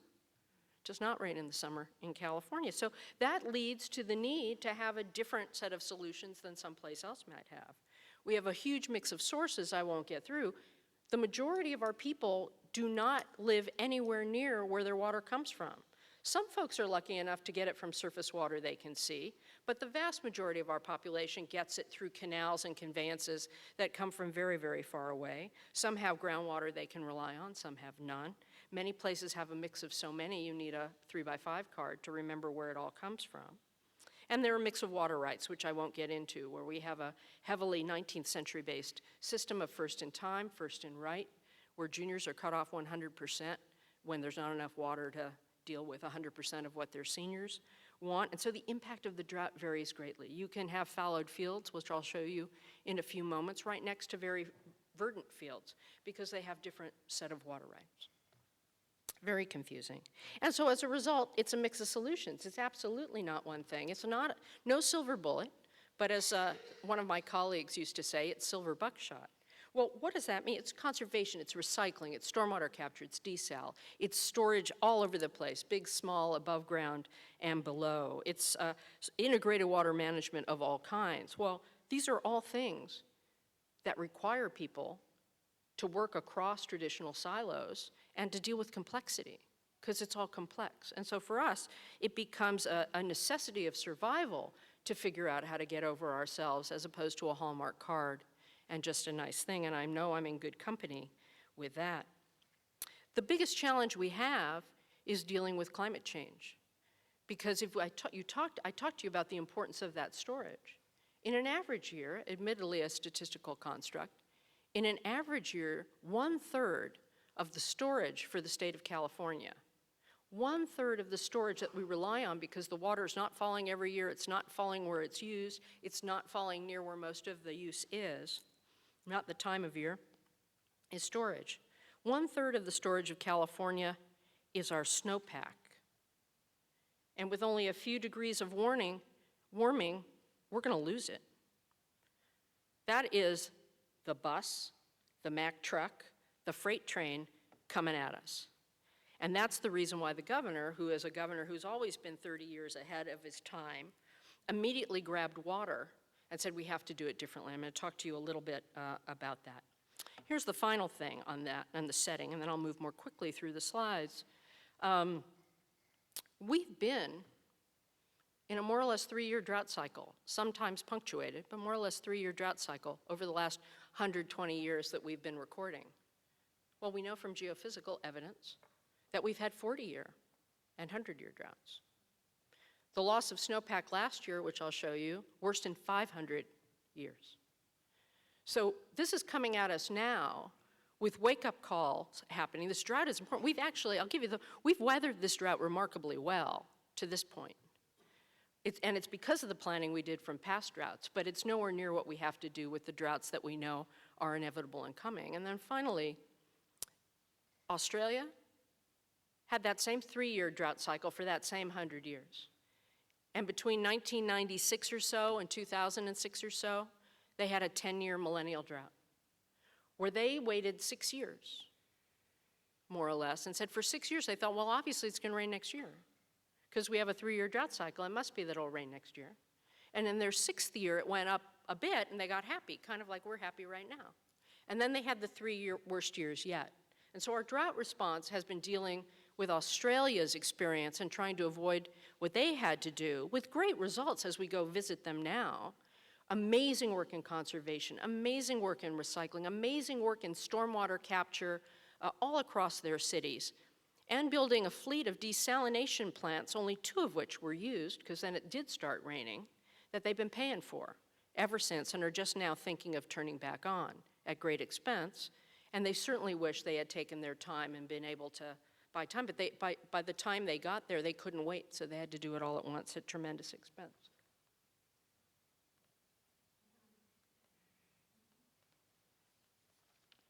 So here's just, sorry, I don't need to spend more time on that.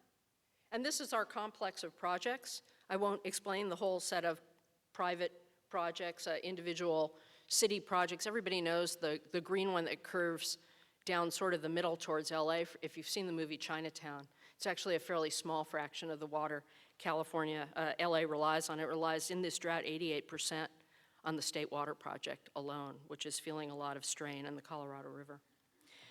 This infrastructure created an economic driver and social and economic driver probably unmatched in the world. It did a lot of harm to fish and wildlife because we weren't thinking about that as we drew so much water out of our waterways.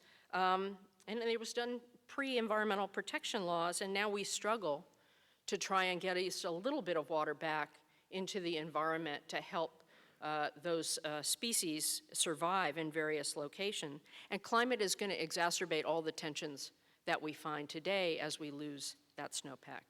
So here's California on climate change.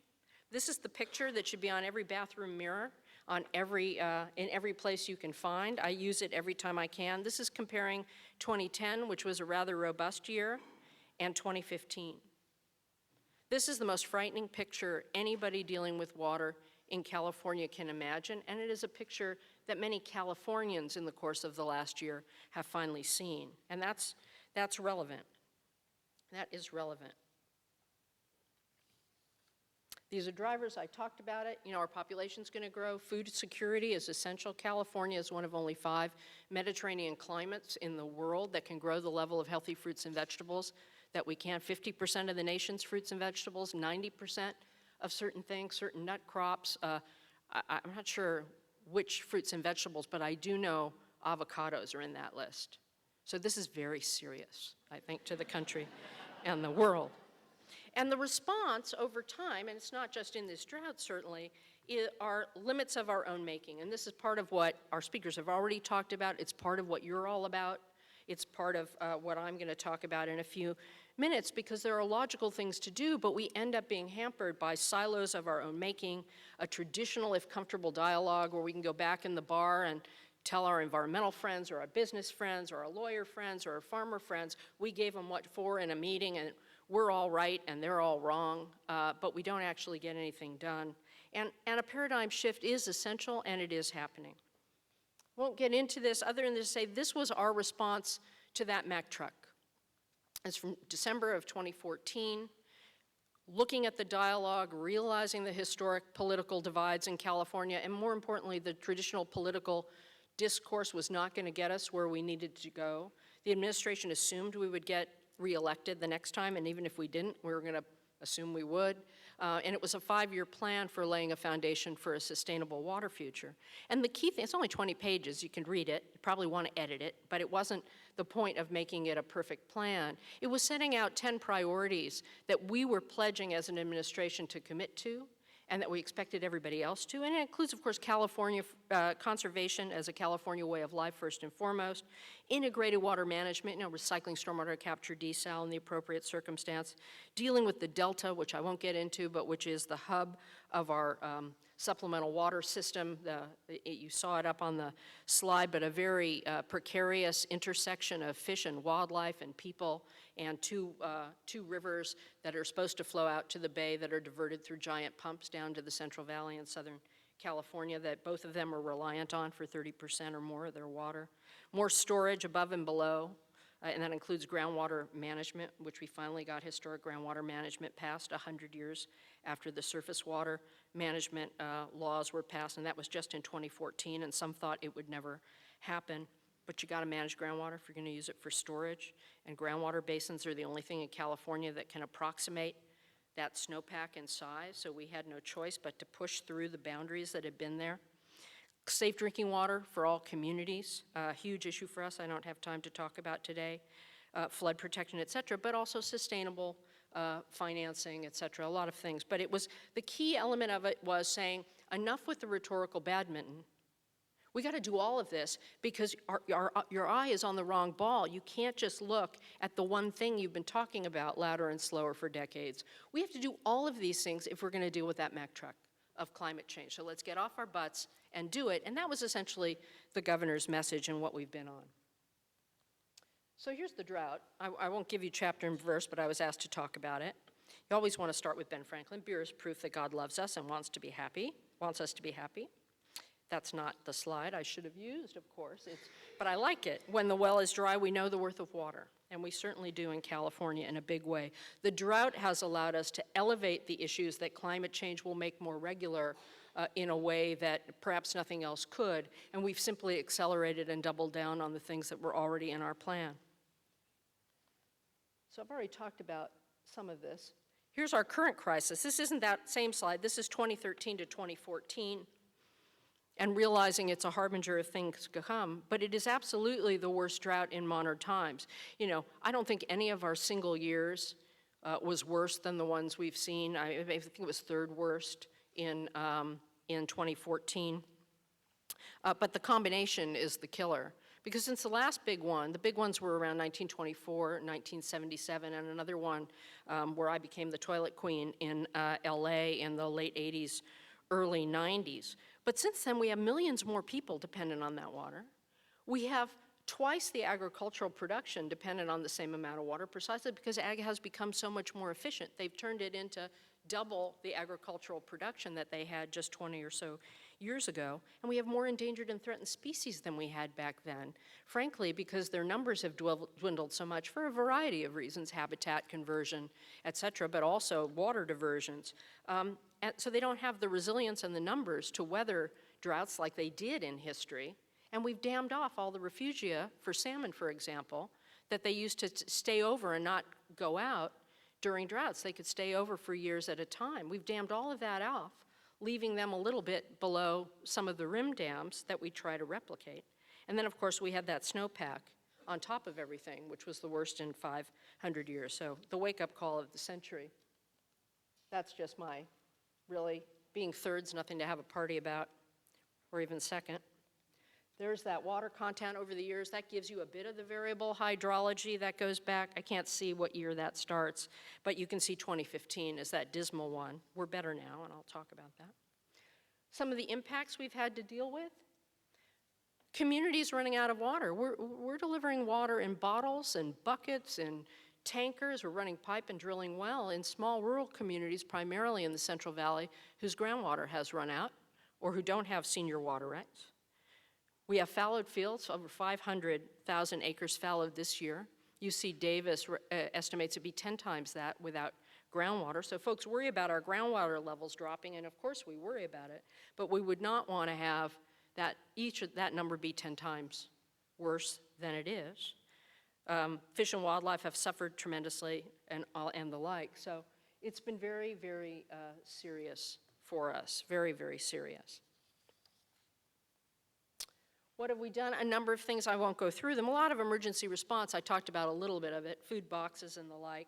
A lot of changes to water rights, temporary changes, frankly, to slash fish flows, to try and share the water a little bit more, to maintain salinity in the delta, which is a tidal estuary, and if we lose salinity control, the water in the delta and for export won't be usable for humans or people, so we strive to keep that and to save water for species later in the year, but it's been very, very challenging. We've curtailed water rights like they've never been curtailed before, up into the senior water rights holders, 100% cut off. It's been remarkable.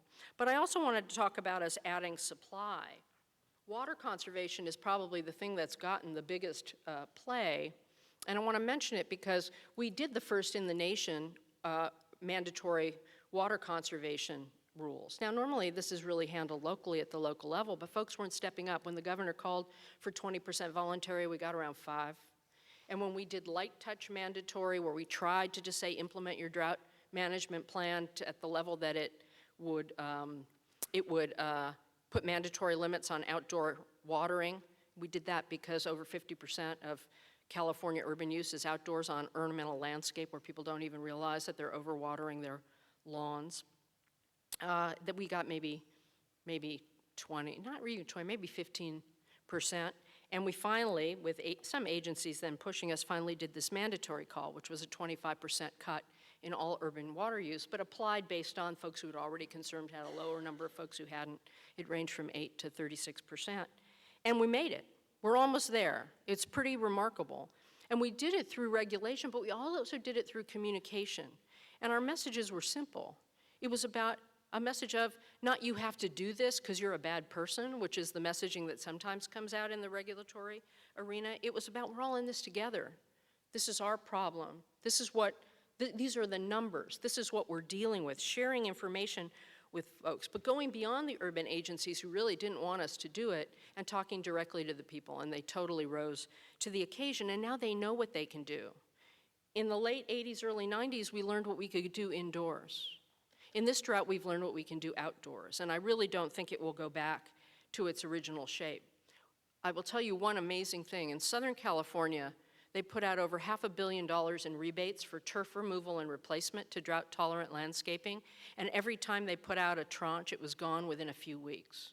The public understands that trying to replicate the landscapes of the Midwest and the East Coast where it rains was not necessarily something that had to be a part of the California way of life.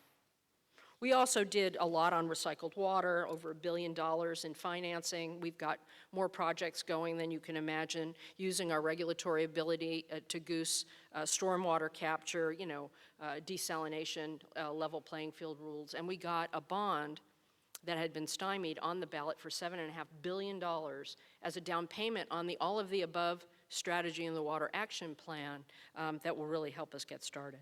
So how are we doing now? Well, that's where we are now.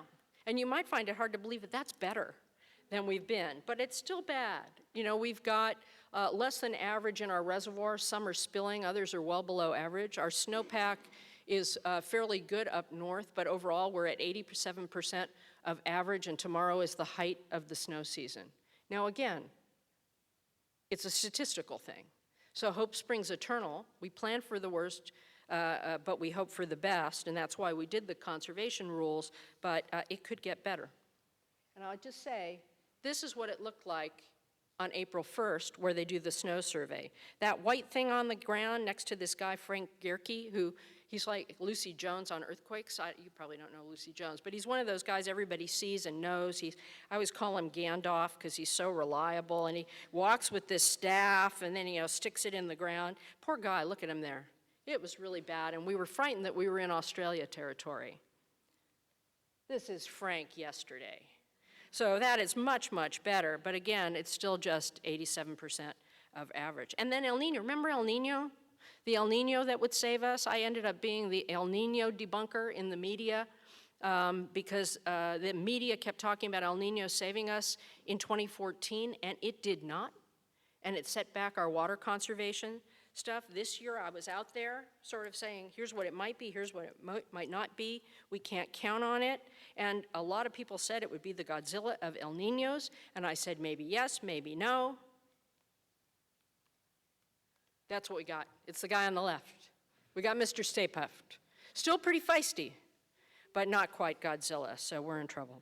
So how do we deal with having to deal with these current challenges, let alone the ones to come, which we know are even bigger for all of us? Well, I turn to one of my favorites, someone who will actually talk to the people in plain speak and share information with them, which I really think is something we don't do enough of and which really makes the difference. I think our conservation rules show it.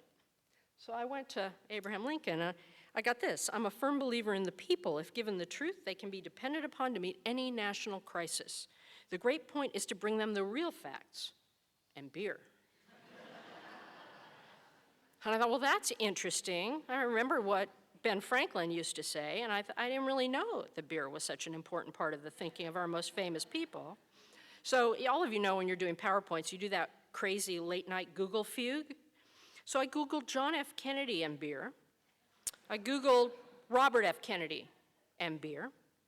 I Googled Martin Luther King and beer. And I Googled Ronald Reagan and beer.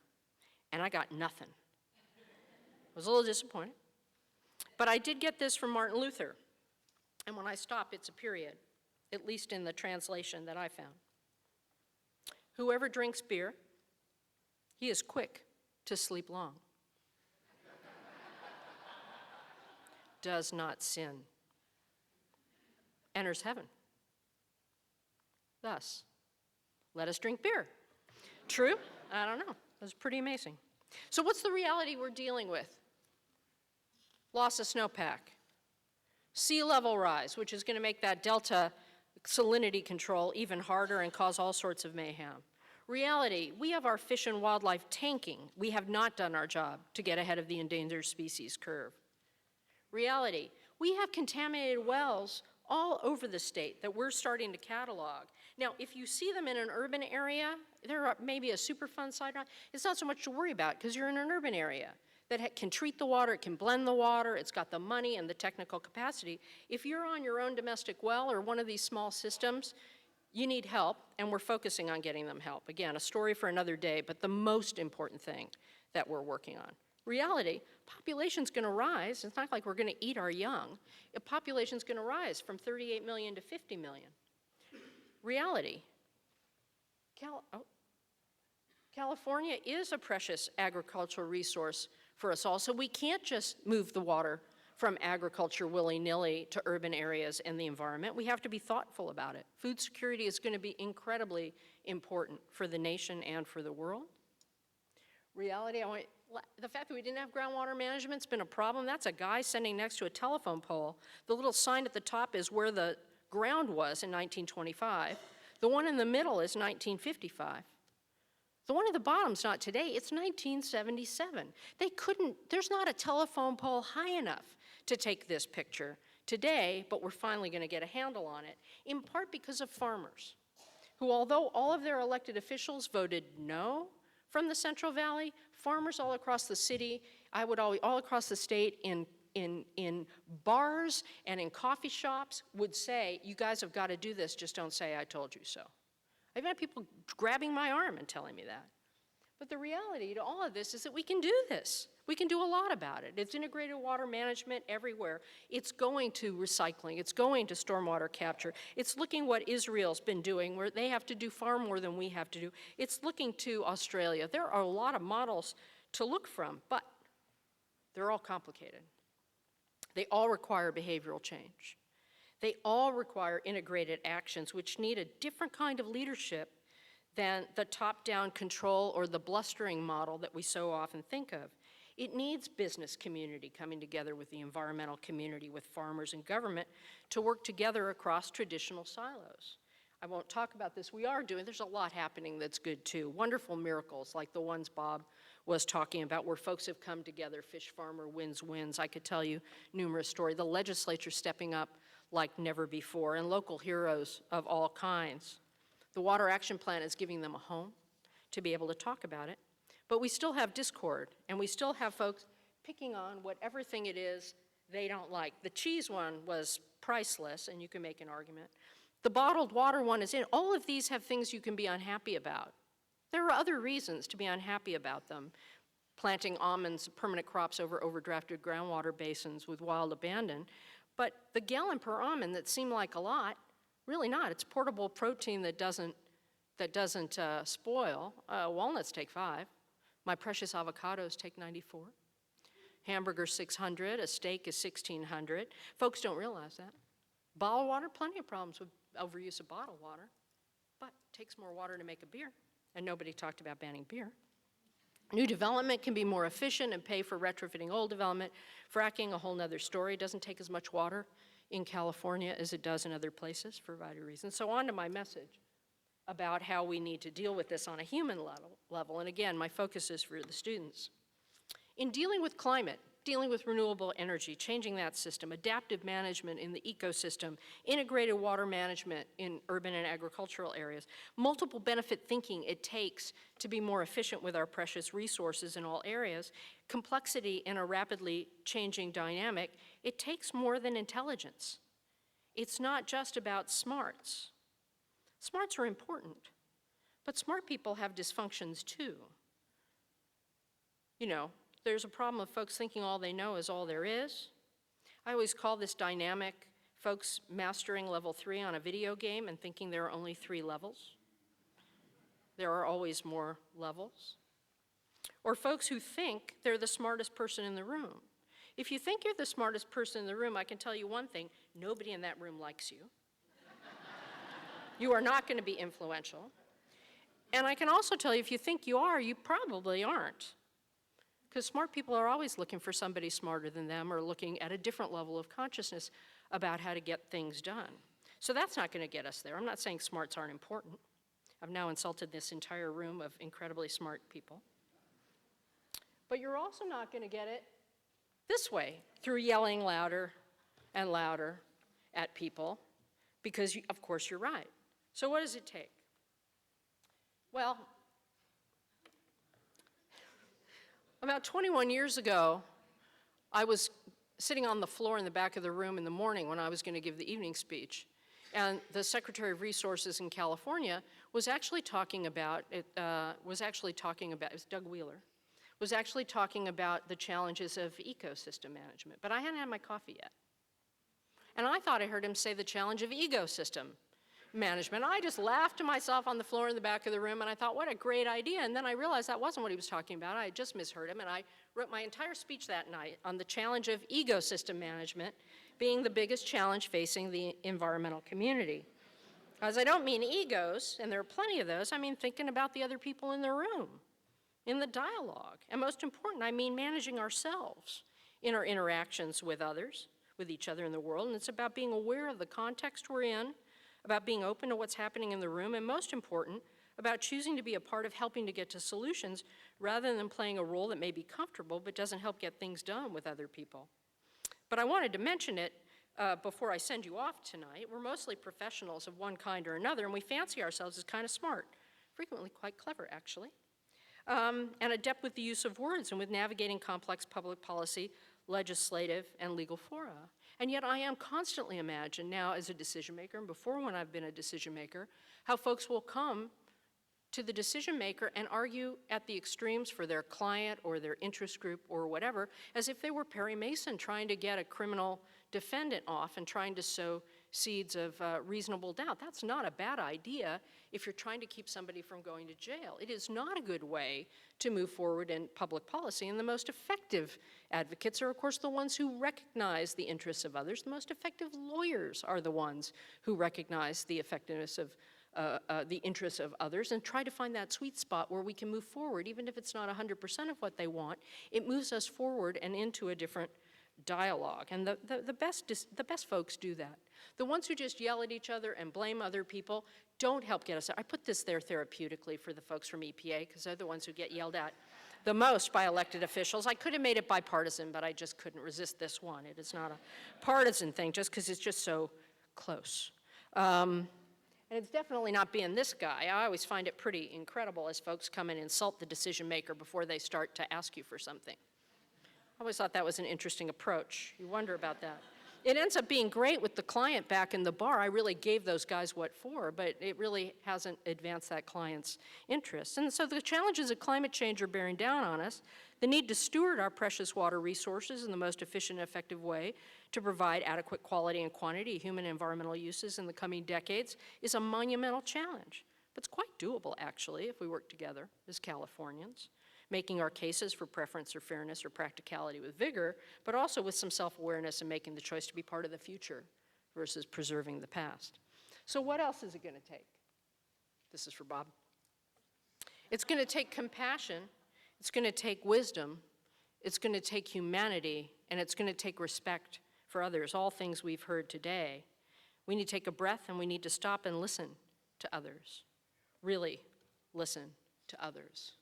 Compromise over conflict. And it's not that easy to do, and again, this is for the students. It's not just the idea of thinking you should do it.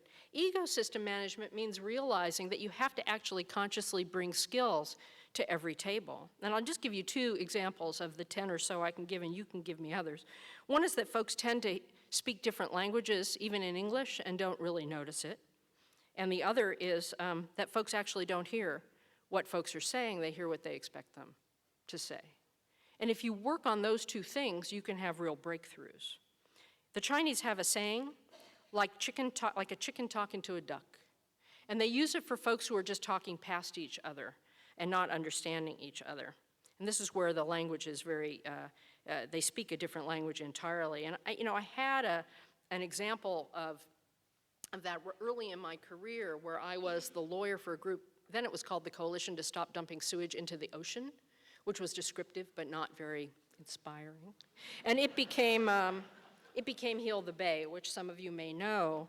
And our hallmark throughout the years was that we would pound the table, but we'd sit down at the table when someone was willing to sit down. And there's an amazing story of the city of LA and Heal the Bay coming together to really turn around the sewage treatment issues. It was in the wake of the Boston issues, and it was probably the biggest turnaround environmentally in the decade in the 80s. And it really happened with some breakthroughs where we met a crazy judge who was just fantastic, made us all meet together, and he made the city answer all our questions, which was important, didn't usually happen. And we had to actually listen to the answers, which doesn't usually happen. And the city engineer, a guy named Bob Horry, I'd ask a question and he would answer it in a way that was unintelligible, blowing us off in engineering ease. So I was being a brat that day. I was a brat earlier in my career. And I have to say, we brought into it this sense that you would think that the folks at the treatment plant went to work every morning to manufacture sewage for the fun of dumping it in the bay and despoiling it, as opposed to being these really hardworking guys who were underpaid and didn't have the resources, but they were dealing with a river of human waste coming at them 24 hours a day that would be the 6th largest river in the state of California, and they had to do something with it. That's all the attitude with how you look at things. And so I thought, I'm going to make him answer this question. And I kept asking the question a different way. God damn it, I was going to make him answer this question. And he'd answer it in a way that we all felt he was blowing us off, because that's what we were expecting. And sure enough, I asked the question another way, and he just answered it. And I realized, oh my God, he was answering the question. He was just answering it in engineering ease, which I then became fluent in, particularly in the course of running the Public Works Department later, which is a long story. Another one, I'm in China. This is in mid-'80s. And I was a Chinese studies major in college. I could speak Chinese fairly well at that time still, not a great linguist. And I was on a long trip, and I had a long airport wait in Chengdu in the airport. And I met a woman who had lived in China for 15 years, American who had lived in China, non-Chinese American. For 15 years, her Chinese was beautiful. And I said, hey, we have time. Will you listen to me talk? Because I can't figure out what I'm doing wrong. I talk, and some people understand me, and I talk other places, people don't understand me at all. So tell me what I'm doing wrong. And she said, well, I don't have to tell you. You don't have to say a word. I know exactly what's happening. It happens to me. I said, well, what? And she said, they take one look at you, and they assume you can't speak Chinese. Therefore, they can't hear that you're speaking Chinese. Now, today it'd be completely different than it was there, but at the time it was a little more unusual. I said, so what am I supposed to do about that? And she said, you need to get straight in front of them, get eye contact, and say, I am speaking Chinese now, very slowly. I thought that was just ridiculous. But I started doing it, and it worked like a charm. It was just incredible. So flash forward to smog check. Carol, I'm sorry to bring up smog check. Probably the worst thing we ever had to work through. And we're really having trouble in the early days. I mean, not only does the California legislature not want to do what EPA wants, they want to hurt us if possible. It was really rough. And so I went by myself or with Cecilia Estelano, and I went around the office, and I just sat down with people and tried to connect and tried to figure out what it was they didn't like. And I went to a Republican state senator, and I said, Senator, I understand we're having a problem, but tell me what you don't like. He goes, well, EPA, I won't give you the details, EPA is requiring this big, dumb, stupid regulatory thing. And I said, yeah, Senator, I've heard that. The Environment Secretary and other people are saying that. EPA prefers, this is about separating test and repair, EPA prefers it, and I can tell you why, but you don't absolutely have to do it completely, and we could talk about it. And he said, no. EPA is requiring, blah, blah, blah. And I said, no, really, Senator, honest, we're not actually requiring that. EPA is not requiring that. We can have a conversation. Let's sit down and talk about what the elements of that might be. He thought about it for a while. He's a really nice guy. And he said, no, EPA is requiring, insert really stupid thing. So I thought about the China story, and I pulled out my EPA ID card with my picture on it, and I said, honestly, Senator, I swear to God, I work at EPA now, and EPA is not requiring it, absolutely. And he sat back and went, oh, well then. And that was the breakthrough in the smog check negotiations. I'm just telling you, women have this experience. You have either, saying something funny or smart, and then no one hears them, and then a man says it, and they all laugh or respond. It's very strange. I'm told men with Southern accents have this as well sometimes. But my point is just not to ignore your professional skills and think about the people that you're talking to and how to connect with them before you move forward. Really connecting is the trick, and sometimes it takes some really odd moves on your part. Finally, we clearly need to face the future differently than we have in the past, and we need to do so in a way that honors reality and the complexity of the practical versus the theoretical and rhetorical visions about water or energy or climate. I do love this. In theory, there's no difference between theory and practice. In practice, there is. So how do we get there? Oh, come on. I knew I hadn't done it because you didn't laugh. There we go. No, that's not what I wanted. What happened? I spoiled my joke. All right. We don't get there by being the angry duck. We can get there by being wonderful and fun and human and bringing your humanity to every meeting. A clear-eyed focus on the decades ahead versus the decades behind us. Convergence over conflict. All of the above versus either or. And to give Mindy an action shot, there you go, Paris. It was the best I could do, Mindy, and maybe you're lucky I couldn't find any other action shots in the thing, but your honorees are rather extraordinary. So we need to be in action rather than stuck in rhetorical badminton, and the way to do that is to call on our humanity in service to the progress that we just have to make. We need to recognize complexity, deal with facts rather than fancy, and try to make progress with anyone who will join us. When I look around this room, I see the faces of folks who want to and have made a difference in the world by being able to see beyond the sound bites, beyond blaming a conventional villain, folks whose consciousness and mindfulness, frankly, has evolved to a place where they're operating at a higher level. This is that higher than level 3 on a video game. Or they're simply more focused on making a deal to make progress than standing in a righteous circle with those who agree just with them.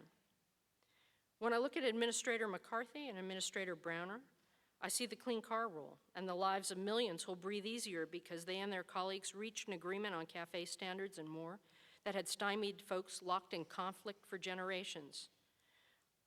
When I look at Carol Browner, I see the amazing team of ecosystem managers that she assembled as part of that administration, some of the finest people I will ever know and who I love dearly, who are all a bubble off, all a little weird, all focused on results and all focused on having fun with each other and connecting people across traditional divides.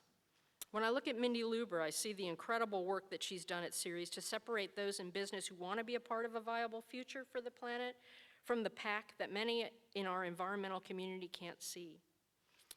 When I look at Bob Perciasepe, I see the Admiral of the Chesapeake, the granddaddy of all multi-stakeholder processes. I also see with Administrator Browner and Bob in my sights the historic Bay Delta Accord of the 90s, where peace broke out in the water wars in California, the 20-year update of which I'm dealing with now in my new role. There's karmic justice there as in so many other places in my life. I also see Carol and Secretary Bruce Babbitt giving all of the staff who did the work for the federal government the credit when they got up to speak at the Accord, and the state agency leaders at the same time giving all the credit to their political boss who frankly tried to screw it up. When I look at Mike Boots, I just feel proud enough to burst about how important he was in the tough work that took place after the Accord to solidify and take the next steps in agreement across traditional partisan and water user divides, frameworks we're building upon today. When I look at Mike McCabe and Peter Robertson, I see people who were the graceful glue or the wonderful bridge between people even within the EPA who had trouble talking to each other rather than past or at each other. When I look at Don Martin, I see the incredible deliverables. Deliverables was our thing when we did a summit. The incredible deliverables at Lake Tahoe and for the ocean at the Ocean Summit in the 90s.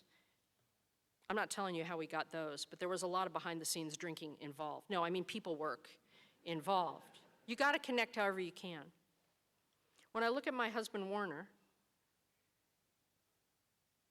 I see a string of marine reserves that are the last hope for sea life along the California coast. And I see how he used our Ocean Summit to leverage incredible follow-on activities in California that have made a huge difference on so many issues. And I got a husband out of the Ocean Summit, which I count as the most important deliverable of the summit. But that's another story, which could have been the drinking part. When I look at Administrator Reilly, I always just feel better about everything, and I'm grateful for his existence. I can go on and on around the room, miracles all, and I could do a whole nother set of miracles with those same people. These are the stories to be elevated and celebrated. These are the victories when people reached across traditional divides because they could connect with people they never thought they could. This is the leadership that facilitates others feeling proud of coming together to make a difference in the world, focused on results in their humanity, their common humanity, rather than sound bites, another dollar, or winning at the expense of others. And that's the leadership this world will need to survive what's coming. Bless you all for being such people and for taking the time to foster and reward that precious, precious type of leadership. Thanks for letting me join you tonight. It's been wonderful.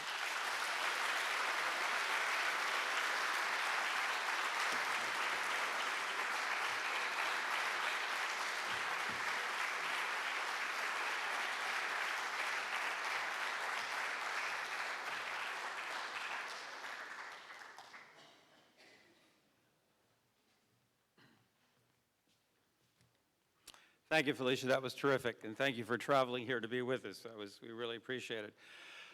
So that concludes the program. We have a reception out in the lobby to renew acquaintances, make new friends. Before we do wrap up, I want to, again, congratulate all the awardees, thank all the speakers. Thanks to people who contributed to this event, Lisa Manning and the events staff for the School of Public Affairs, our advisory board, Gordon Binder as always, and especially Danielle Miller-Wagner, who does so much for the school and the university. And thank you for joining us, and I will see you at the 5th Annual William K. Reilly Awards next year. Good night.